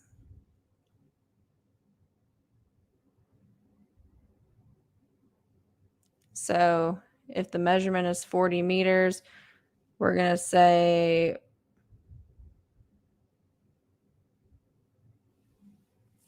about 130, 140 meters from there to there. So very close. But this is where Ethan and Zaina were. Now, for those of y'all that weren't on here the other night, let's take us a little tour de la house right here. So we've gone through the inside of the house. We've gone through a maps. Let's do a ground level. This is 1122 King Road. First floor. This is that bedroom I showed y'all. Door, this. Then you've got second floor bedrooms. Third floor. Now this window, there's another one on the other side that looks onto the balcony. But there's that. Now, this is this tree line we were talking about. Like that quote unquote wooded area is just merely a tree line. Then we've got these two houses. Okay. This one is basically in the damn parking lot. Like just right there. We turn. Okay. Turn some more. apartments. A nice little dish sign, just fucking chilling. Like, I'd hate to be this guy down there, but I digress. Here is a dumpster, and this is actually one of the dumpsters that we saw investigators going through when they were looking through the dumpsters. So there's one of the dumpsters. So this is the apartment complex. Then we've got these two right here. So the two equal signs, I said when we zoom out, just keep your eyes on the equal signs. These are the equal signs right here. And then this is that pathway that leads to the secluded parking lot that we've been talking about and looking at. So this road right here is that pathway to that secluded garden. I don't think it's going to let me go any further.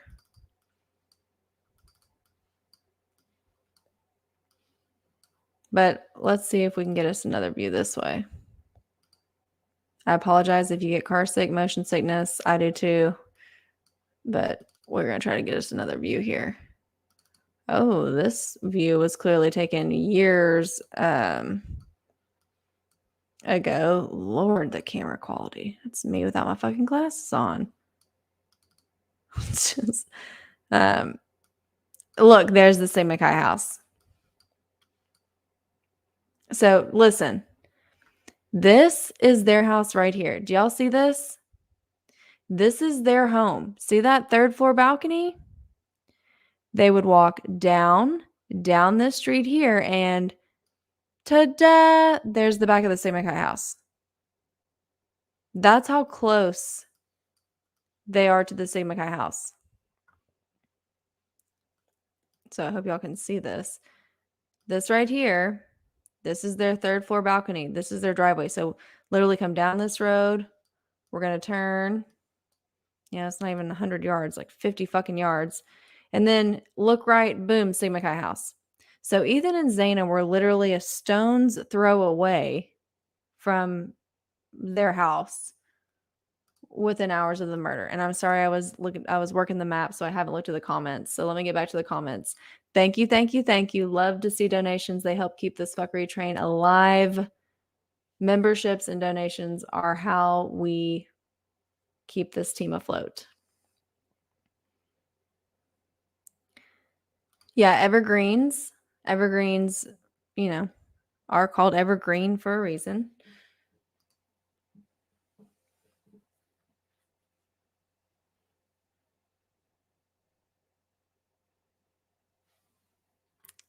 It's an easy walking distance. Like, so easy.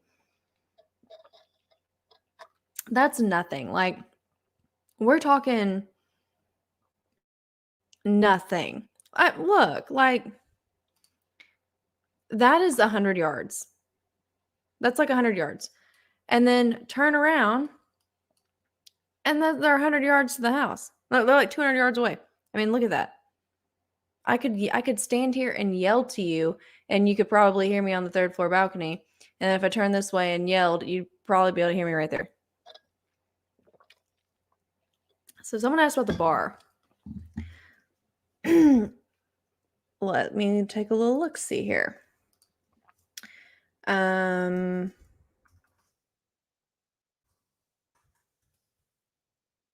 by. Stand by, besties, while I get us the name of this bar. I mean, I'm pretty sure it's the Corner Bar. Okay, 202 North Main Street. 202 North Main Street.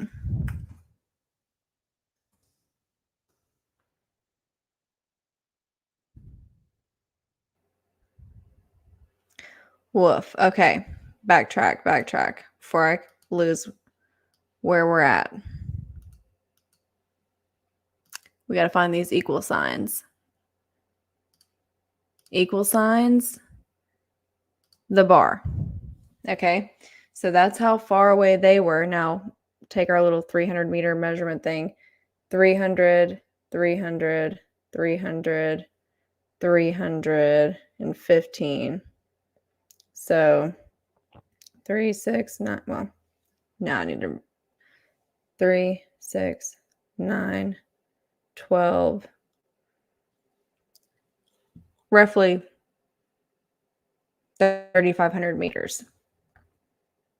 Estimating, and we're measuring with fingers and a meter scale. Like, I'm doing my motherfucking best, but it's about the distance. So they were quite a bit of ways. Now, Ethan and Zana were right there, but this is quite a bit of ways. And since we're nosy bitches, and because, like, we're not gonna lie to each other, like, we are. Let's just take a tortilla bar scene down here.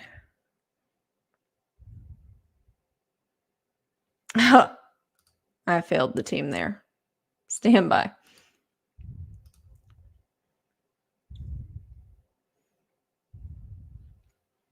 Well, that's a cute little building. This is the Corner Club.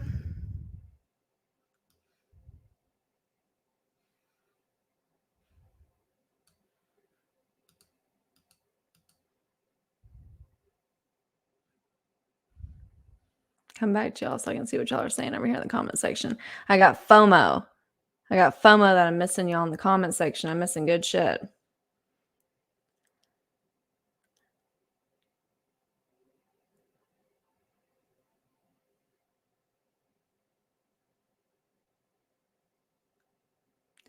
Why equal signs? So the apartment complex that is directly to the left of the house is two big white lines, and it looks like an equal sign. So whenever I zoom out, I mean, I'm used to looking at the map, so I know where it is, but I've been telling everyone to keep an eye on the equal signs because it'll help you find the house if you're having a hard time locating it when we zoom out and in.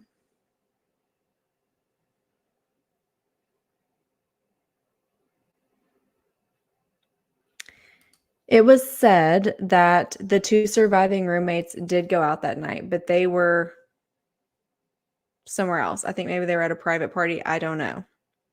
But they were out. They were somewhere else.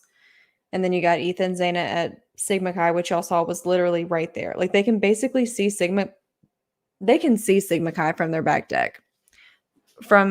Essentially from their back deck, they can pretty much see Sigma Chi. If not, definitely see Sigma Chi.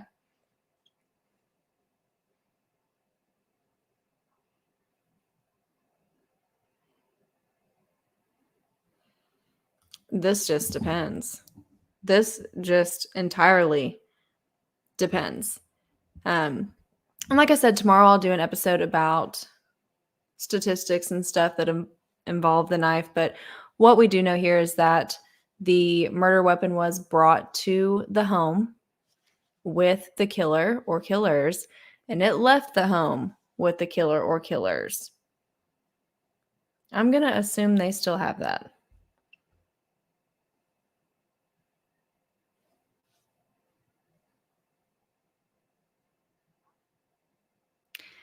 It was stated, and it is my understanding, that Ethan, I mean, they made it seem like he basically lived there. I think he lived at the Sigma Chi house, which is, a stone's throw away, and his girlfriend lives, a stone's throw away. So I think he was probably a regular staple piece there, as most college situations are. We have speculation on this. So I talked about this on the podcast. We have speculation on this. It is speculated that Ethan and Zana were on the second floor and that Kaylee and Maddie were on the third floor. Now, I've done my due diligence for y'all and you guys, because y'all know it takes teamwork to make the dream work, and this is our podcast and our shit. We got to work together. So we've all been working together, and based on what we've seen, it appears that is accurate, at least as far as social media. There's posts that appear as if Kaylee had the master bedroom. But that's all speculation. It's not confirmed, but that appears to be what they're saying that it is. But I don't know shit about fuck, so don't take that as fact. That is currently fuckery because it's not been confirmed. But that appears to be what's being said.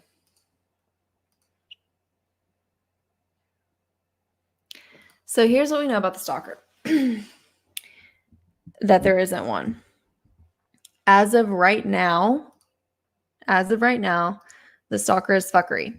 So the police have come out and said that they're aware of the alleged stalker, that they are looking into the alleged stalker, but that they have not found anything to substantiate the claims that there was, in fact, a stalker. So as it stands, they are looking into this alleged stalker, but this is fuckery as it stands.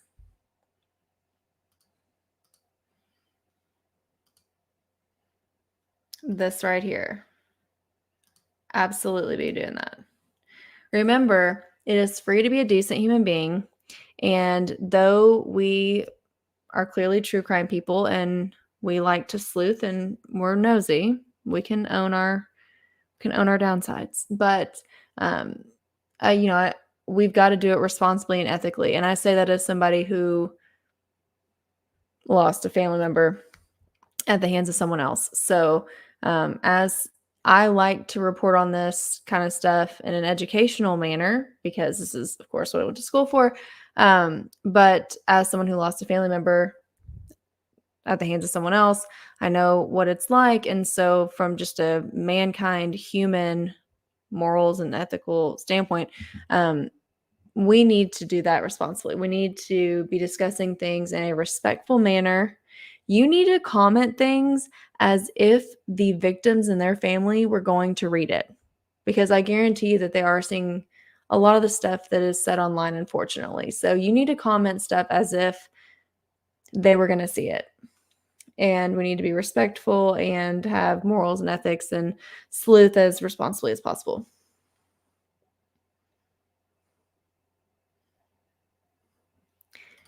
This is what we think is the situation. This is my understanding. Okay. Well, we don't know the severity of the attack, but this is something that could be done relatively quickly. I mean, I guess it depends on what you think is quick. But again, we don't know the severity of the attack, and that would also be a contributing factor to the time frame. Yes. Yes. So in cases, like with the Shreve case, I have all of this information for the Shreve case. So I have all of the cell phone records and the social media records, and they literally can see every single person that you fucking searched for, profiles you clicked on, likes that you made, dislikes that you made, messages they can see everything. Everything. So allegedly, supposedly, we don't know shit about fuck. Kaylee was being stalked. But again, that's not been substantiated. But that's the rumor. Hey, I am so glad to have you, Cindy. I am so glad to have everybody that's new. How many new people do we have on here? I mean, I love new true crime besties, especially people that will migrate between TikTok and YouTube with us. Hopefully you will enjoy keeping up with things on the SHITuation podcast, as well as maybe perhaps start season 2 of the Sojo Files and go down that rabbit hole with us. Oh, we got another new person. Love to see it.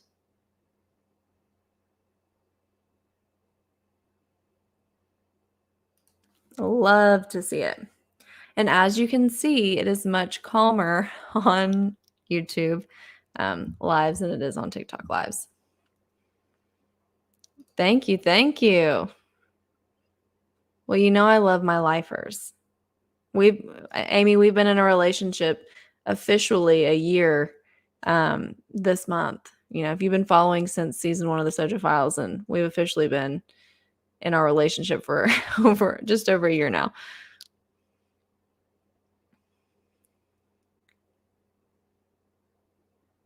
Yes. So that, y'all, when I say y'all don't realize how creepy it is with cases. So again, with Shreve, it's so, I'm telling you, every single group you've ever liked or unfollowed, friend request, friend removals. I mean, If you remember, I believe that the Facebook subpoena for Shreve is on the website. If you would like to see just how much that people can see from internet searches and stuff when it comes to these cases, if you remember, get on the website, go look at the Facebook subpoena. If it's not been added since we redid the website, then you bitches know how to find me and complain. So let me know and we'll get it added. But if you're curious to see how much stuff you can see online, and you remember, go look at the Shreve Facebook subpoena, because you can see way more than you guys think. Like, it's taking count of all these comments that y'all are commenting right now.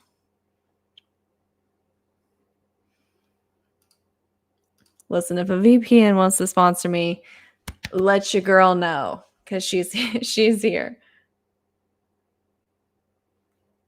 We are trauma bonded over Duggar. If you have been with me since season 1, we are forever trauma bonded, and like, we're besties for life. Can't go anywhere. Like, if you've been here since season 1, just consider yourself a lifer.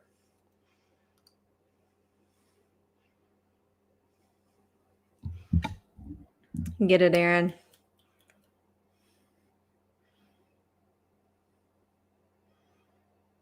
What other questions and situations do we need to discuss? How much more do y'all need me to lower my tone and talk softer and more quiet into the mic to make you sleepy so that you get a good night's rest?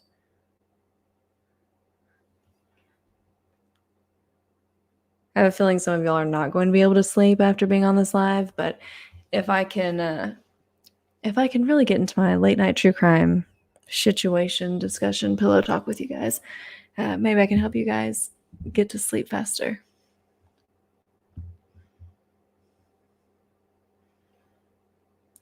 Oop. How do you trust officers? Great question. Here we go. How do you trust officers?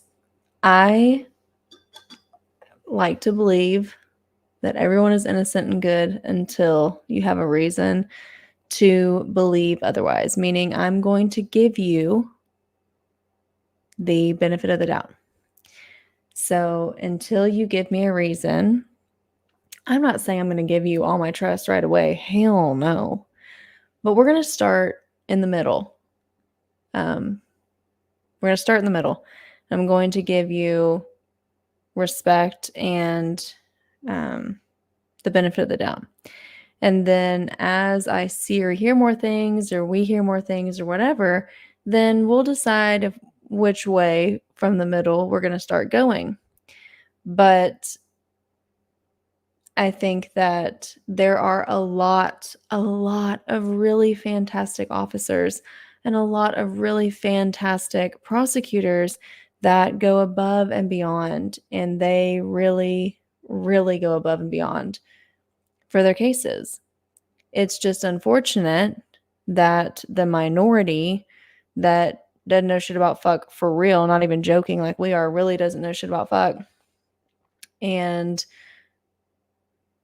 just are royal fuck ups, kind of a disgrace to the criminal justice system. And the badge, well, they're the ones that overshadow, unfortunately, all the good. So, I've had people that say, like, you're just anti-police. No, no, the fuck I'm not. I'm pro-police, but because I'm pro-police, I'm going to call out the fuckery when I see it, because there are supposed to be standards and morals and ethics for you to put the badge on to serve and protect me as a citizen of this community. And if you don't meet the standards, get the fuck out. It's just one of those things where, I start in the middle. I'm going to give everyone the benefit of the doubt until I have a reason to think otherwise, and kind of work from there. Because otherwise, we're just going to be, cynical assholes. And y'all don't want to be as cynical assholes, y'all don't want to be as cynical as I am. But if I can give the benefit of the doubt, you guys can too.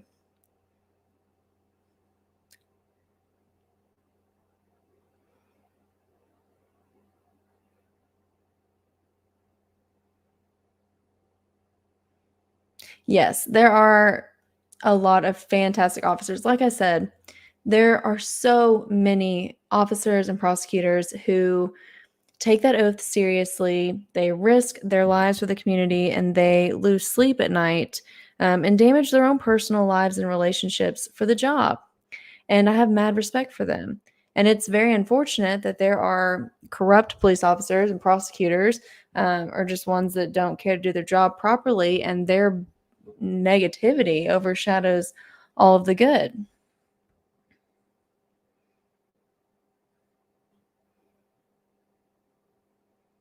Yep, we got to call out the bad, but have respect for the good. And believe me, if you're new here, as you can tell from the comment section, we have a good time calling out the bad when when we see it. Van Buren will forever be the asshole of the criminal justice system, as far as the punchline of every joke goes around here.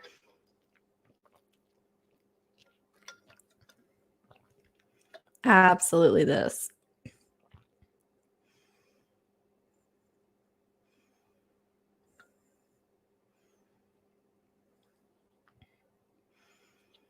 What else y'all want to talk about while I lull y'all to sleep?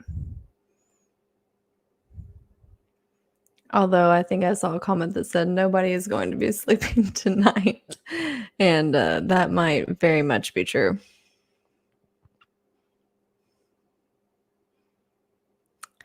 There's no footprints, so I'm not saying that that's not a possibility, because literally anything's a possibility at this point. But one thing that I do think is kind of interesting is that there doesn't appear to be a blood trail exiting that home. Why that is, I don't know, and there's an abundance of reasons that could be, but there does not appear to be any type of blood trail on the second floor patio or out the front door or on the third floor balcony. From the pictures that we've been able to see, I've not seen any blood evidence outside except potentially that leak to the left of the kitchen window under that pipe.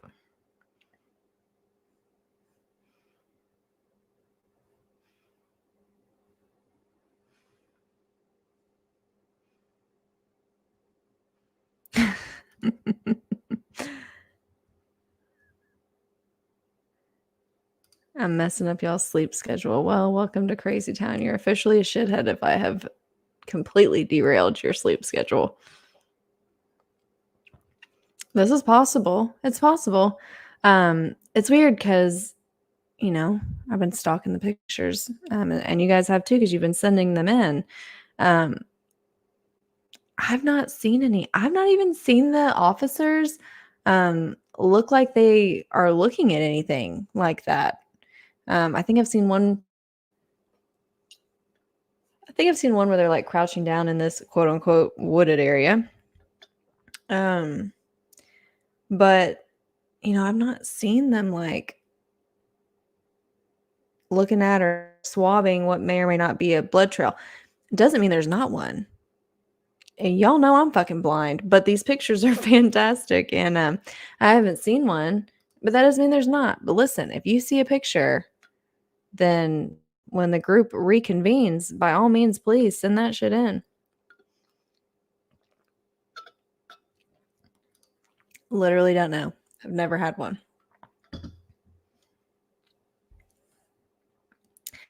This is a fault. This is, hold on, this gets a banner. This is fuckery. This actually got asked at the live update.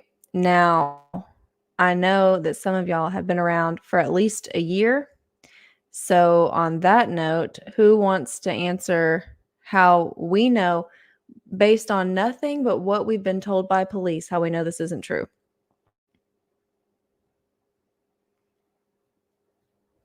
I expect one of the OG shitheads to get this. Without anything else, I mean, we don't need anything, any other facts of the case, nothing.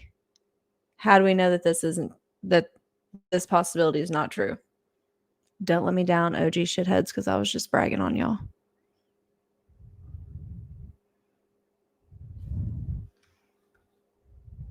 There we go.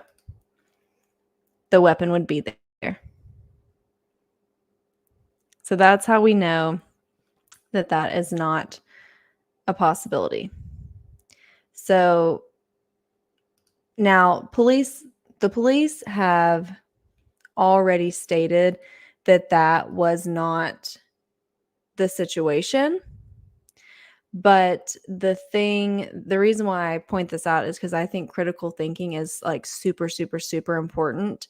And so if you're new here, you'll find out very quickly that I think it's more beneficial if we have critical thinking exercises so that I don't sway your thought process or your thinking. You come to those conclusions on your own through critical thinking. But yeah, the reason why we know that that's not a possibility based on nothing else is the mere fact that they're missing the murder weapon.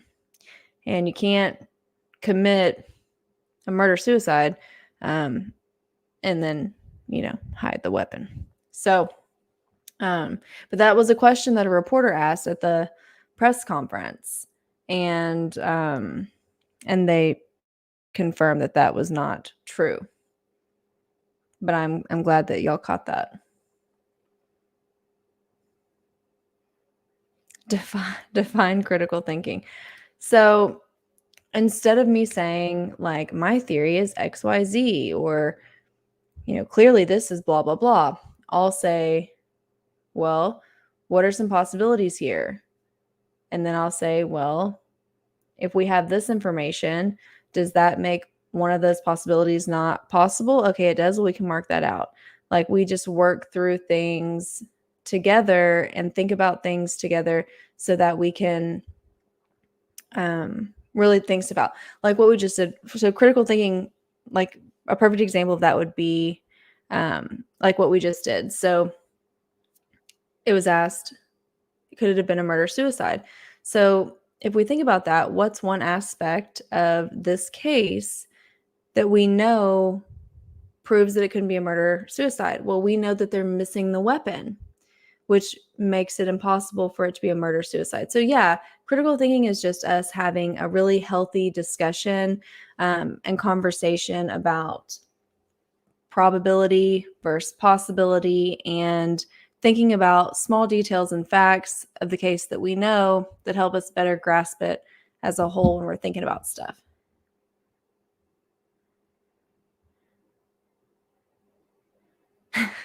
It means she asks us hard questions. Listen, you know how people do like puzzles or word searches or whatever it is that people do to keep their brain on its P's and Q's and keep their brain sharp. Don't worry, if you're hanging out here, I'm going to annoy the fuck out of you with critical thinking, keep you on your toes. I agree with this. So I mentioned this in the podcast.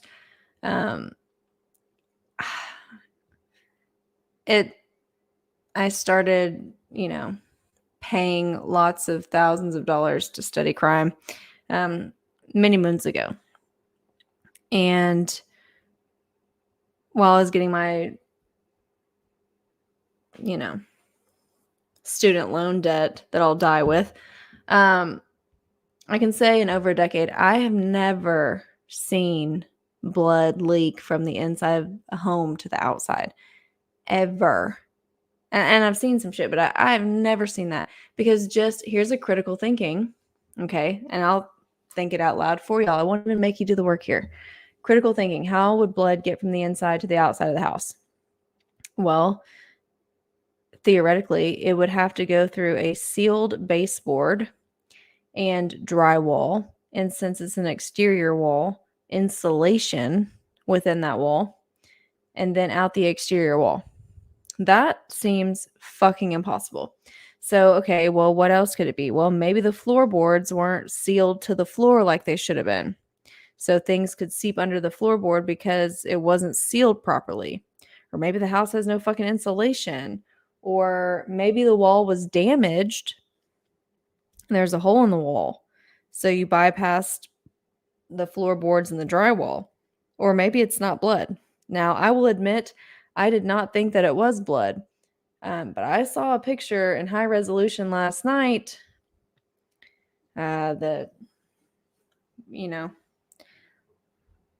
will make you think that it is. So, as of right now, I'll give myself a banner.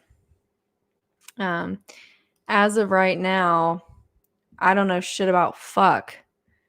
Could it be blood? Yeah, it absolutely could be. It definitely presents that way based on the picture I saw the other day. The picture I saw the other day, it definitely looked like bodily fluid. But could it also be something else? Yeah. I mean, I don't know. Like, I've never seen it, but there's a first for everything. House could have been built like shit. I mean, fuck, I don't know. Maybe I have the high resolution pic on here. Let's see.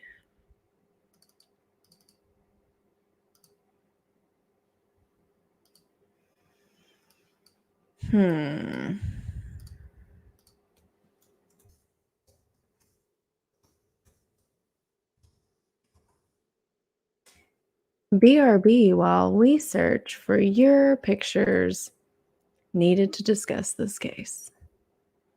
We'll be right back. No, this is a shitty picture. This isn't the picture I want. Hold on. That's the one where you're like, I can't tell. I don't know. That looks like shit. I can't tell. We need a good one. That's a shitty one too. What the hell?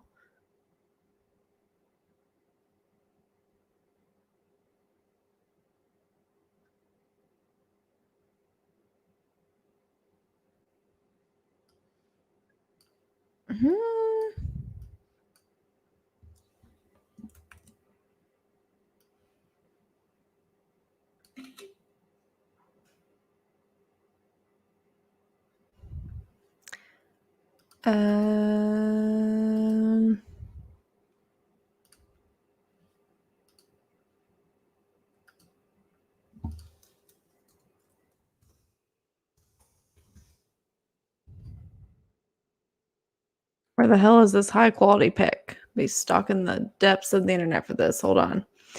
Bear with me as we try to find the image of blood dripping outside of the wall of this house, or alleged blood dripping outside of this house. But we need the high resolution pic, because here's the deal. The one shit pic, you can't tell anything. I'm like, that could be rust. But then I found this high quality image and I was like, well, here it is.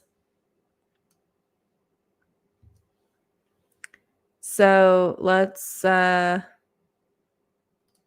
with the shit pic. We'll start with the shit pic.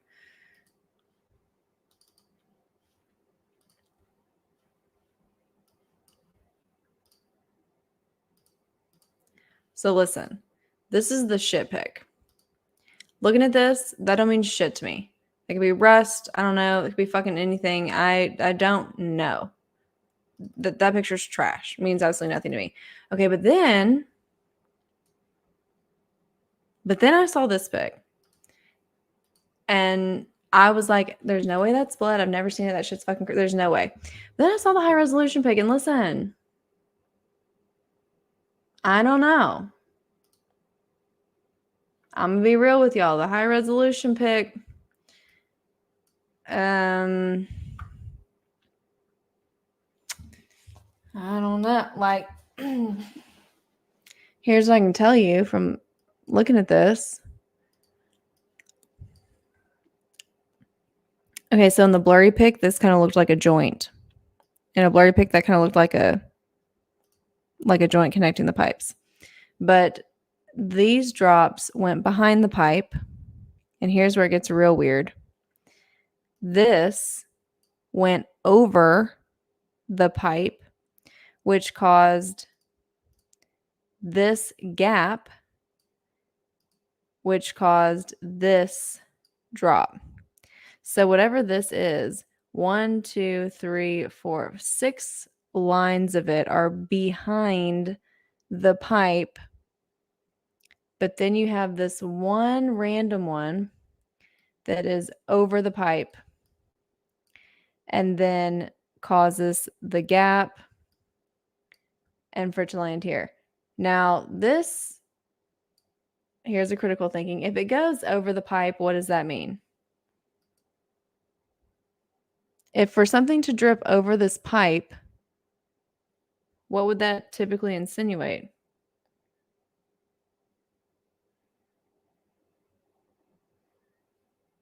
Yeah, it makes no fucking sense.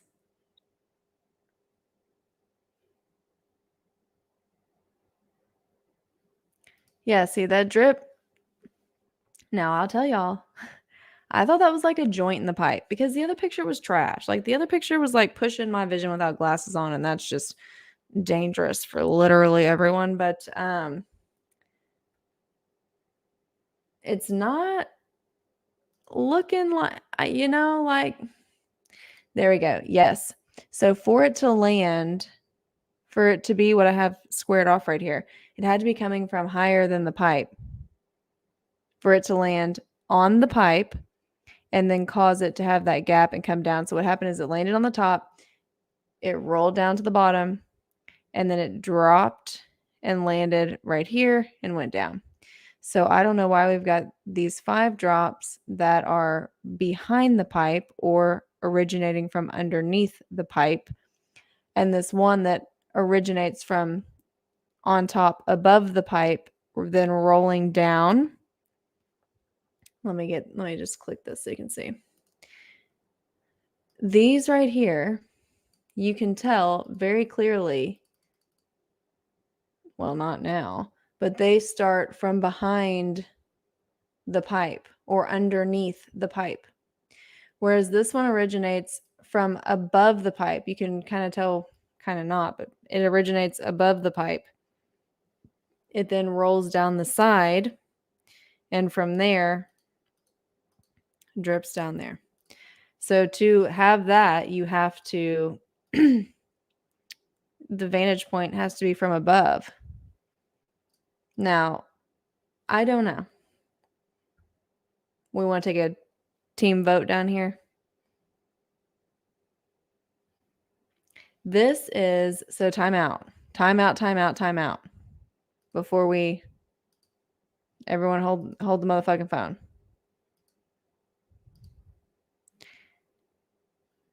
Everybody time out before we take a team vote. This picture right here. This is the kitchen.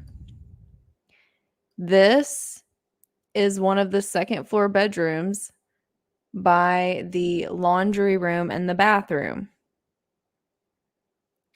Down here is the pipe, okay?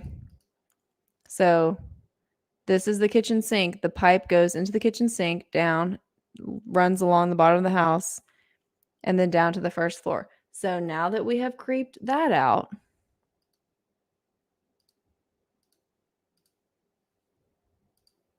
the debate continues. Let's take a team vote. What do we think?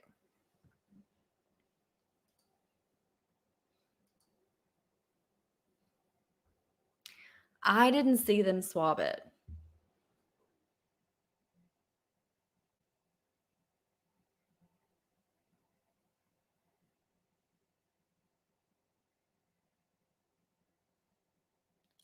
I didn't see them swab it, but that doesn't mean they didn't.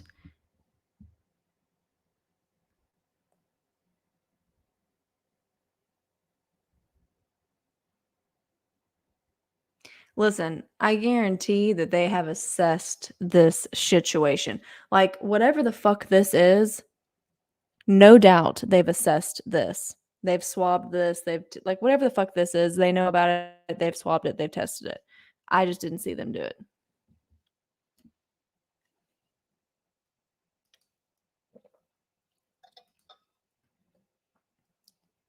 But see, again, how did this? Don't y'all even accuse me of being the depth cougher, okay? I choked on my lemonade right now, but I was not the fucking depth cougher. I'm gonna die with y'all still thinking I was the freaking depth cougher. But how you get this? I don't know how you get this drop that went above the pipe. Got some fucking questions. Got some questions. It's not above the bedroom. It's the bottom of the second, like this wall right here is the second floor bedroom.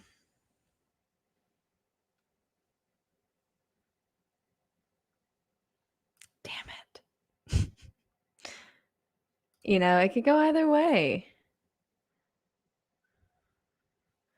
It really could. To be fair, absolutely. To be fair, could be jank as fuck. It did just go through a remodel in 2018, 2019, though, to be fair.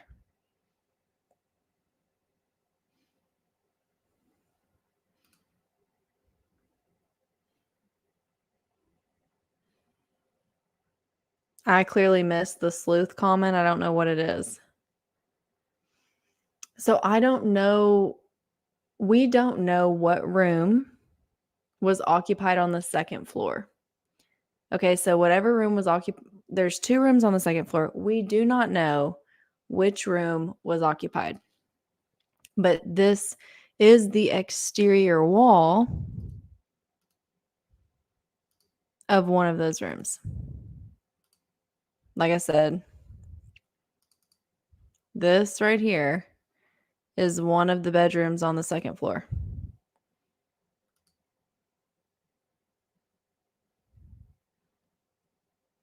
But keep in mind that the victim that they found on the second floor is the one that they thought was unconscious. Now we know that there were 2 victims on the second floor and 2 victims on the third floor. Lord, now I can't count. What time is it? We know they found 2 victims on the second floor and 2 victims on the third floor. But the victim they found on the second floor, they believe to be unconscious, for whatever critical thinking 2 cents you want to exercise with that.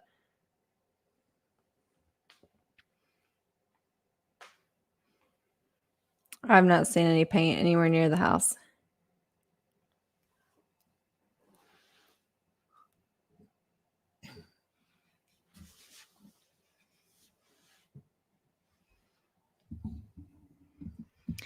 So, which second floor bedroom is bigger? I don't know, but what I can tell you is that this second floor bedroom that I have squared off right here is the one that is right next to the bathroom and right next to the laundry room.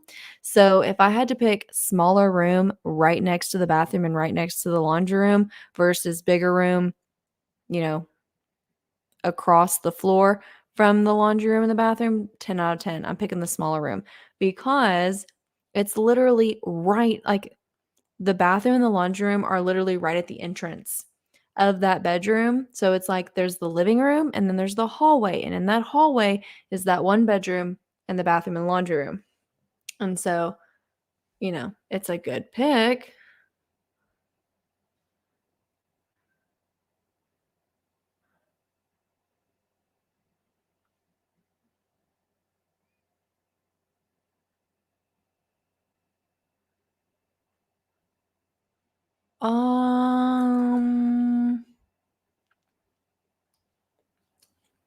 Well,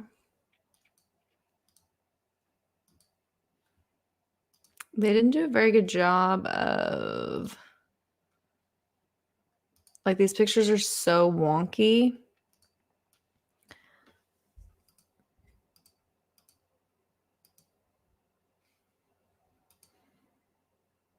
This is second floor.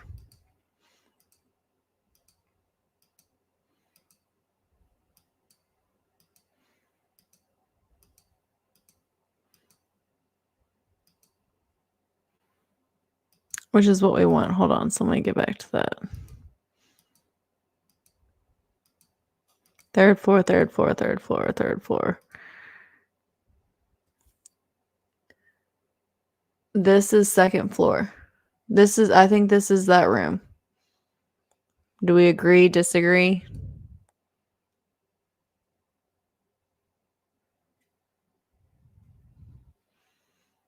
Based on this window, I'm thinking this is a front facing window on the left side. So I'm thinking this is that room.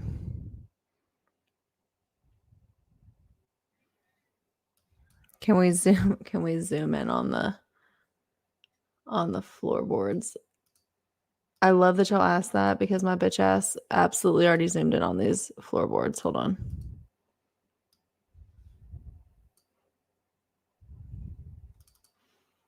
That was like the very first thing I did. I'm not even gonna lie to y'all. Like the very first thing I did was zoom in on the floorboards. I was like, do they have floorboards?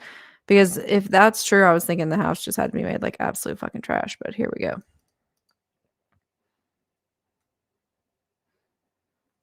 I mean, I can't say that they're sealed.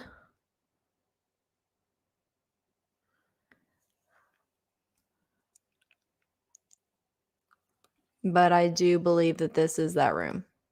Like, I'm pretty sure this is that room.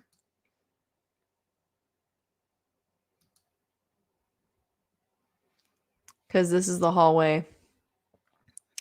This is a closet right there.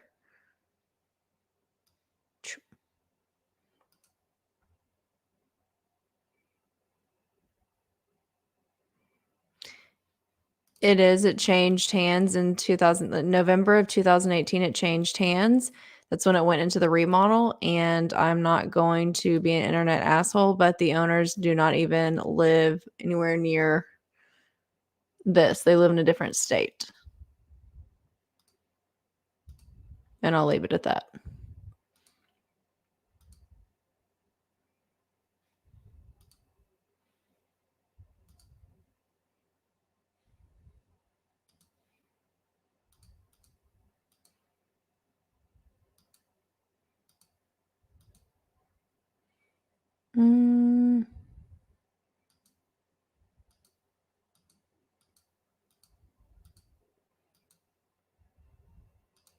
Not me looking at this like I've not looked at this shit 50 million times. Hold on. Third floor, third floor.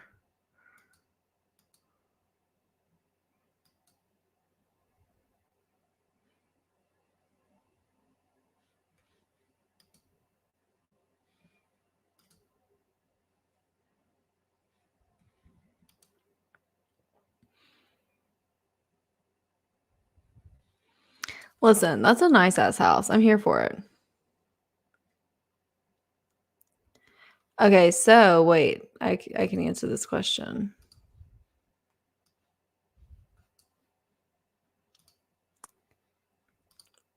This is the front of the house. So all those pictures you see of the front of the house, this is the second floor window on the right. And then over here, like this is the kitchen. The other side of this right here, like you're going into the kitchen.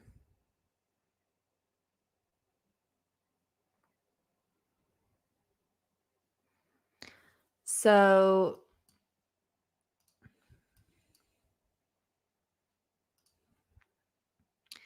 there's this comment, but let me just show you the official records.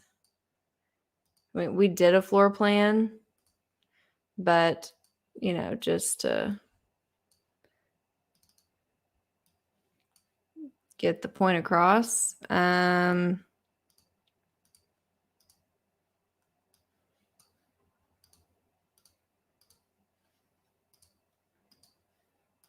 Like this is an actual floor plan. Laundry. Second floor. So here's where this has caused confusion. The first floor is not included in this layout. Like this whole layout right here, like you see 1 and 2, but that's bullshit. The entire first floor is missing from this layout. This layout is the second floor. Bedroom, laundry, bath, living room, bedroom, kitchen. This is what goes up the stairs to the third floor. This little foyer is where it goes upstairs to the third floor. So that's that. So according to these actual house plans, the laundry room is on the second floor. Now, could that be wrong? Sure as shit could be, but that's an official floor plan, and that's what it says.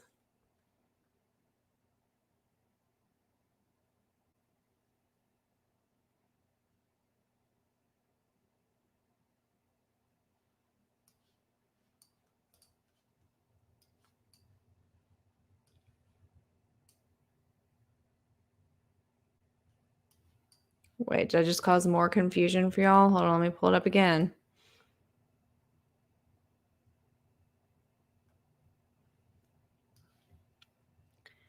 So, I'm trying to give y'all perspective on like location. So, there's the kitchen window, and then there's that wall that runs up against the kitchen. You know what I'm talking about? Like the pipe wall that we just looked at runs up against the wall to the kitchen. So, when we're looking at this bedroom right here, that wall I'm pointing at where I'm like, okay, it runs up to the kitchen. The one that's right by the door to the hallway is bathroom, laundry room. This is obviously the wall that's actually up against the kitchen. But for perspective, I'm like, this is the wall that runs up against the kitchen. Because this wall right here is the pipe wall. Oop, the comment is making it where you can't see. This right here is the pipe wall. And this is the kitchen. So this is the wall that runs up against the kitchen. There's laundry and bathroom. Does that make more sense? I should have specified that way better than I did. Did a shit job on that.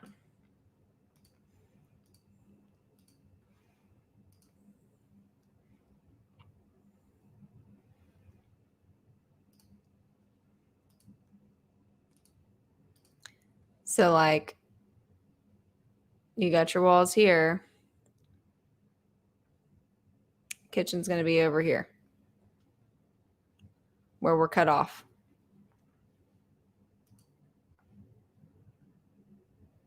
I did a really shit job explaining that.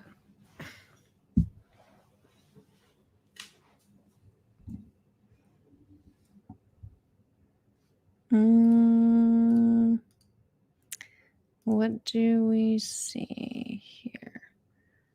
I really got to, here's the thing about using this platform is when I have to pull it up like a certain way for it to show up on here. And then I'm, clickety make click over here. Where it at though?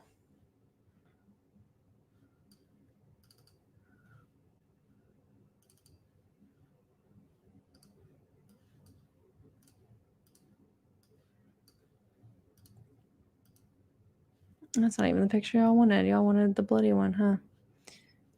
Let's.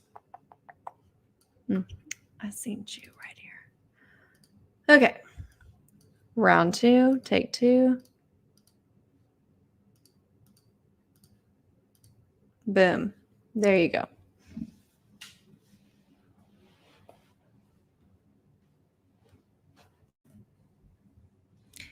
So every floor has 2 bedrooms and a bathroom. But all the information that I posted and said on the podcast today was from the rental agency's description and from the property records of this. So like I didn't pull it out of my ass. It's all from property records and listings that the agent has for this property.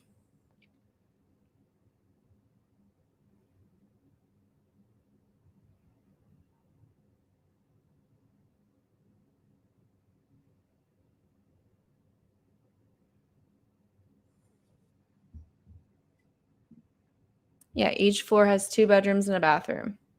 And if you've not listened to the podcast today, listen to the podcast today because we get into that. Okay, let me click. Where am I headed?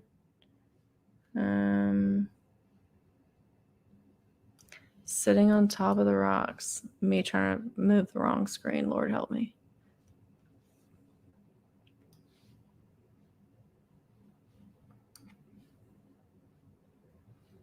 Leaf.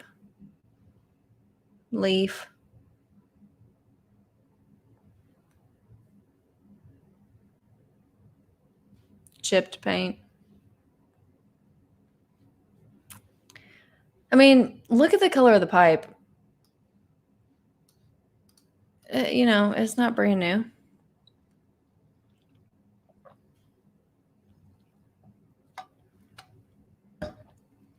I am blind. I'm blind as fuck. Listen, if the house was painted red at some point in time, it still would not cause that to happen. I mean, I'm not gonna lie, it looks like bodily fluid. The coloring is right. Blood after it, once blood's exposed to oxygen, causes it to oxidize. It turns a darker red color. The coloring is would be accurate. But listen, I don't have a pipe like that outside of my house. But we can speculate on what that could potentially. But again, look, we got the drop on top. How do you get the drop on top? That's only possible to get the drop on top if it came from an angle above. So what the fuck?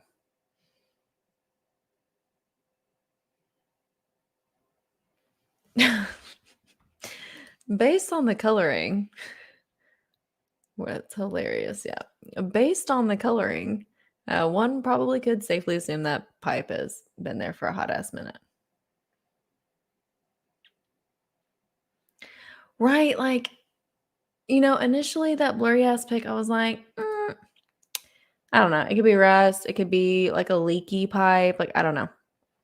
But with the high resolution pic, it's like, man, I'm not saying it is, but it's more convincing in high res.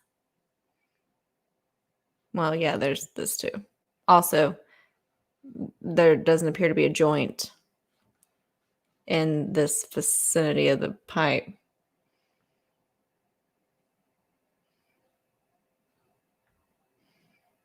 Yeah, like the pattern does not match that of a leaky pipe. I mean, I'll give it that. It's also not in an area where a pipe would typically leak.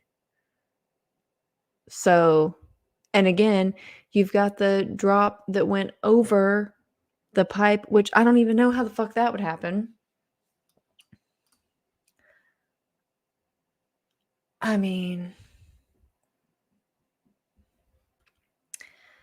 I don't know. I do not know.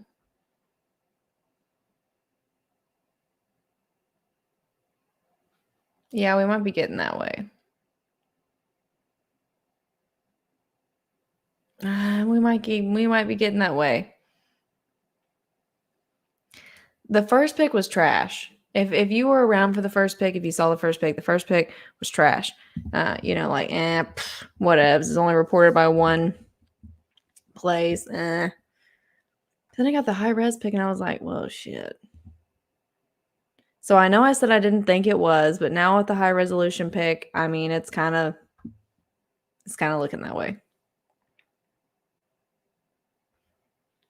Write this. Because the first picture, I'll tell y'all if I change my opinion or I'm wrong or what do y'all know. The first picture, I was like, no, I ain't buying it. There's no way that shit would have gone through a sealed baseboard, a whole ass piece of drywall, insulation, and no, just no. And then with the new pick, I'm like, how? Because you also have the drop that went over the pipe. I don't know.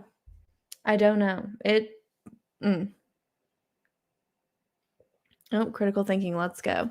Let's say it's not blood. What substance would be leaking that is thick enough to stop midway down the wall? Well, it's obviously cold enough to snow there.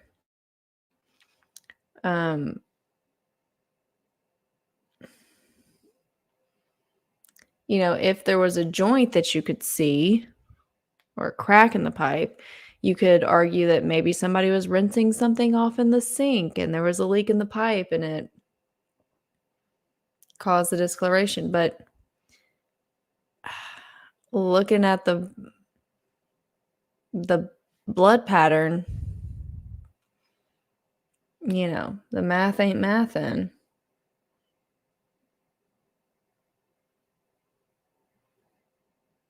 The math ain't motherfucking mathin'. I don't know. It drives me crazy. I don't know. Like, initially I was thinking, nope, but I mean, how it got above up here, I don't know. Like, that will drive me crazy. How, you know what? Like, you know what would be helpful is if one of the reporters would ask questions like this at the live press conferences. Like, hey, I know that you can't give, too much information out on the crime scene or anything like that, but there is a picture circulating online that appears to be blood on the exterior of the house. Don't even make it seem like you're fishing for something crazy. Just say, there's a picture online that appears like there's blood on the exterior of the house. Can you confirm or deny whether or not there was the presence of blood or a presumptive blood test done on that spot on the exterior of the house? Like, you're not asking to confirm that it seeped through the wall, because that would obviously imply something. And you're not asking too in depth. Just, can you confirm or deny, based on the picture that is circulating online, whether or not you found the presence of blood on the exterior of the home? Something like that. Like, could we get that question? You heard it. I did not hear it. But I will admit that a little something happened during one of them, and I got sidetracked and got distracted for a good 5 minutes. So I did not hear it. I need to go back and rewatch.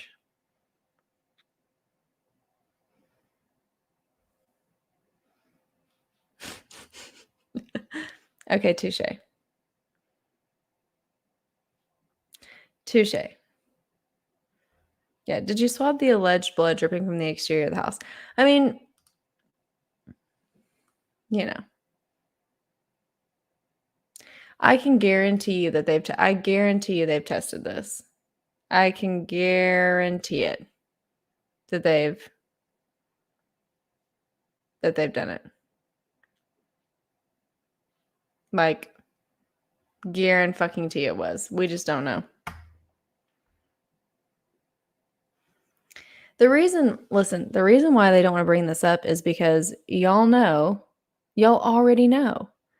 If they say that this is blood, every single one of y'all in the comment sections, and look, we don't have to say it. We can just have a wink, wink, nudge, nudge, like, yeah, we get it. If they confirm that that's the presence of blood, they're also confirming something else.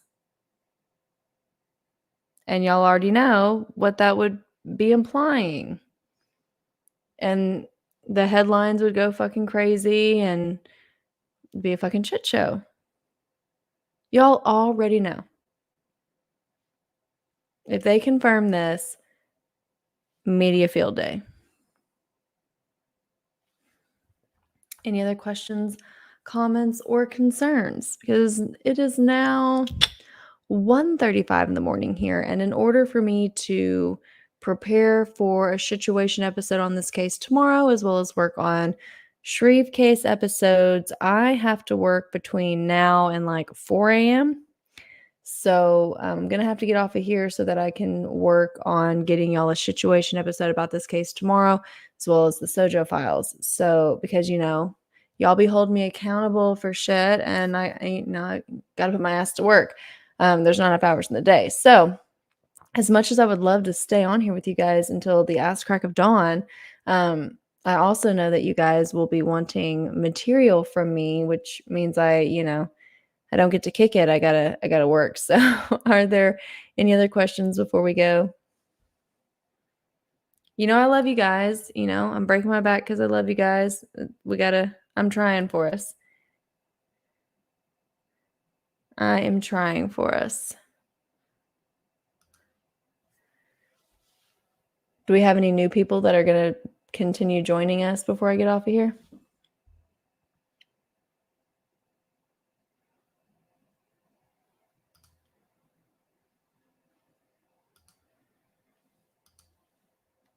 Because we'd love to have all the new people come back and continue joining, us and the OGs, the OG shitheads that have been around for a hot minute. But I am, and I know I speak for me and the mods, that I am so, so, so thankful for each and every one of you that has been with us since the beginning, and every single one of you that is brand new. So, whether you're new or old, your presence is greatly appreciated.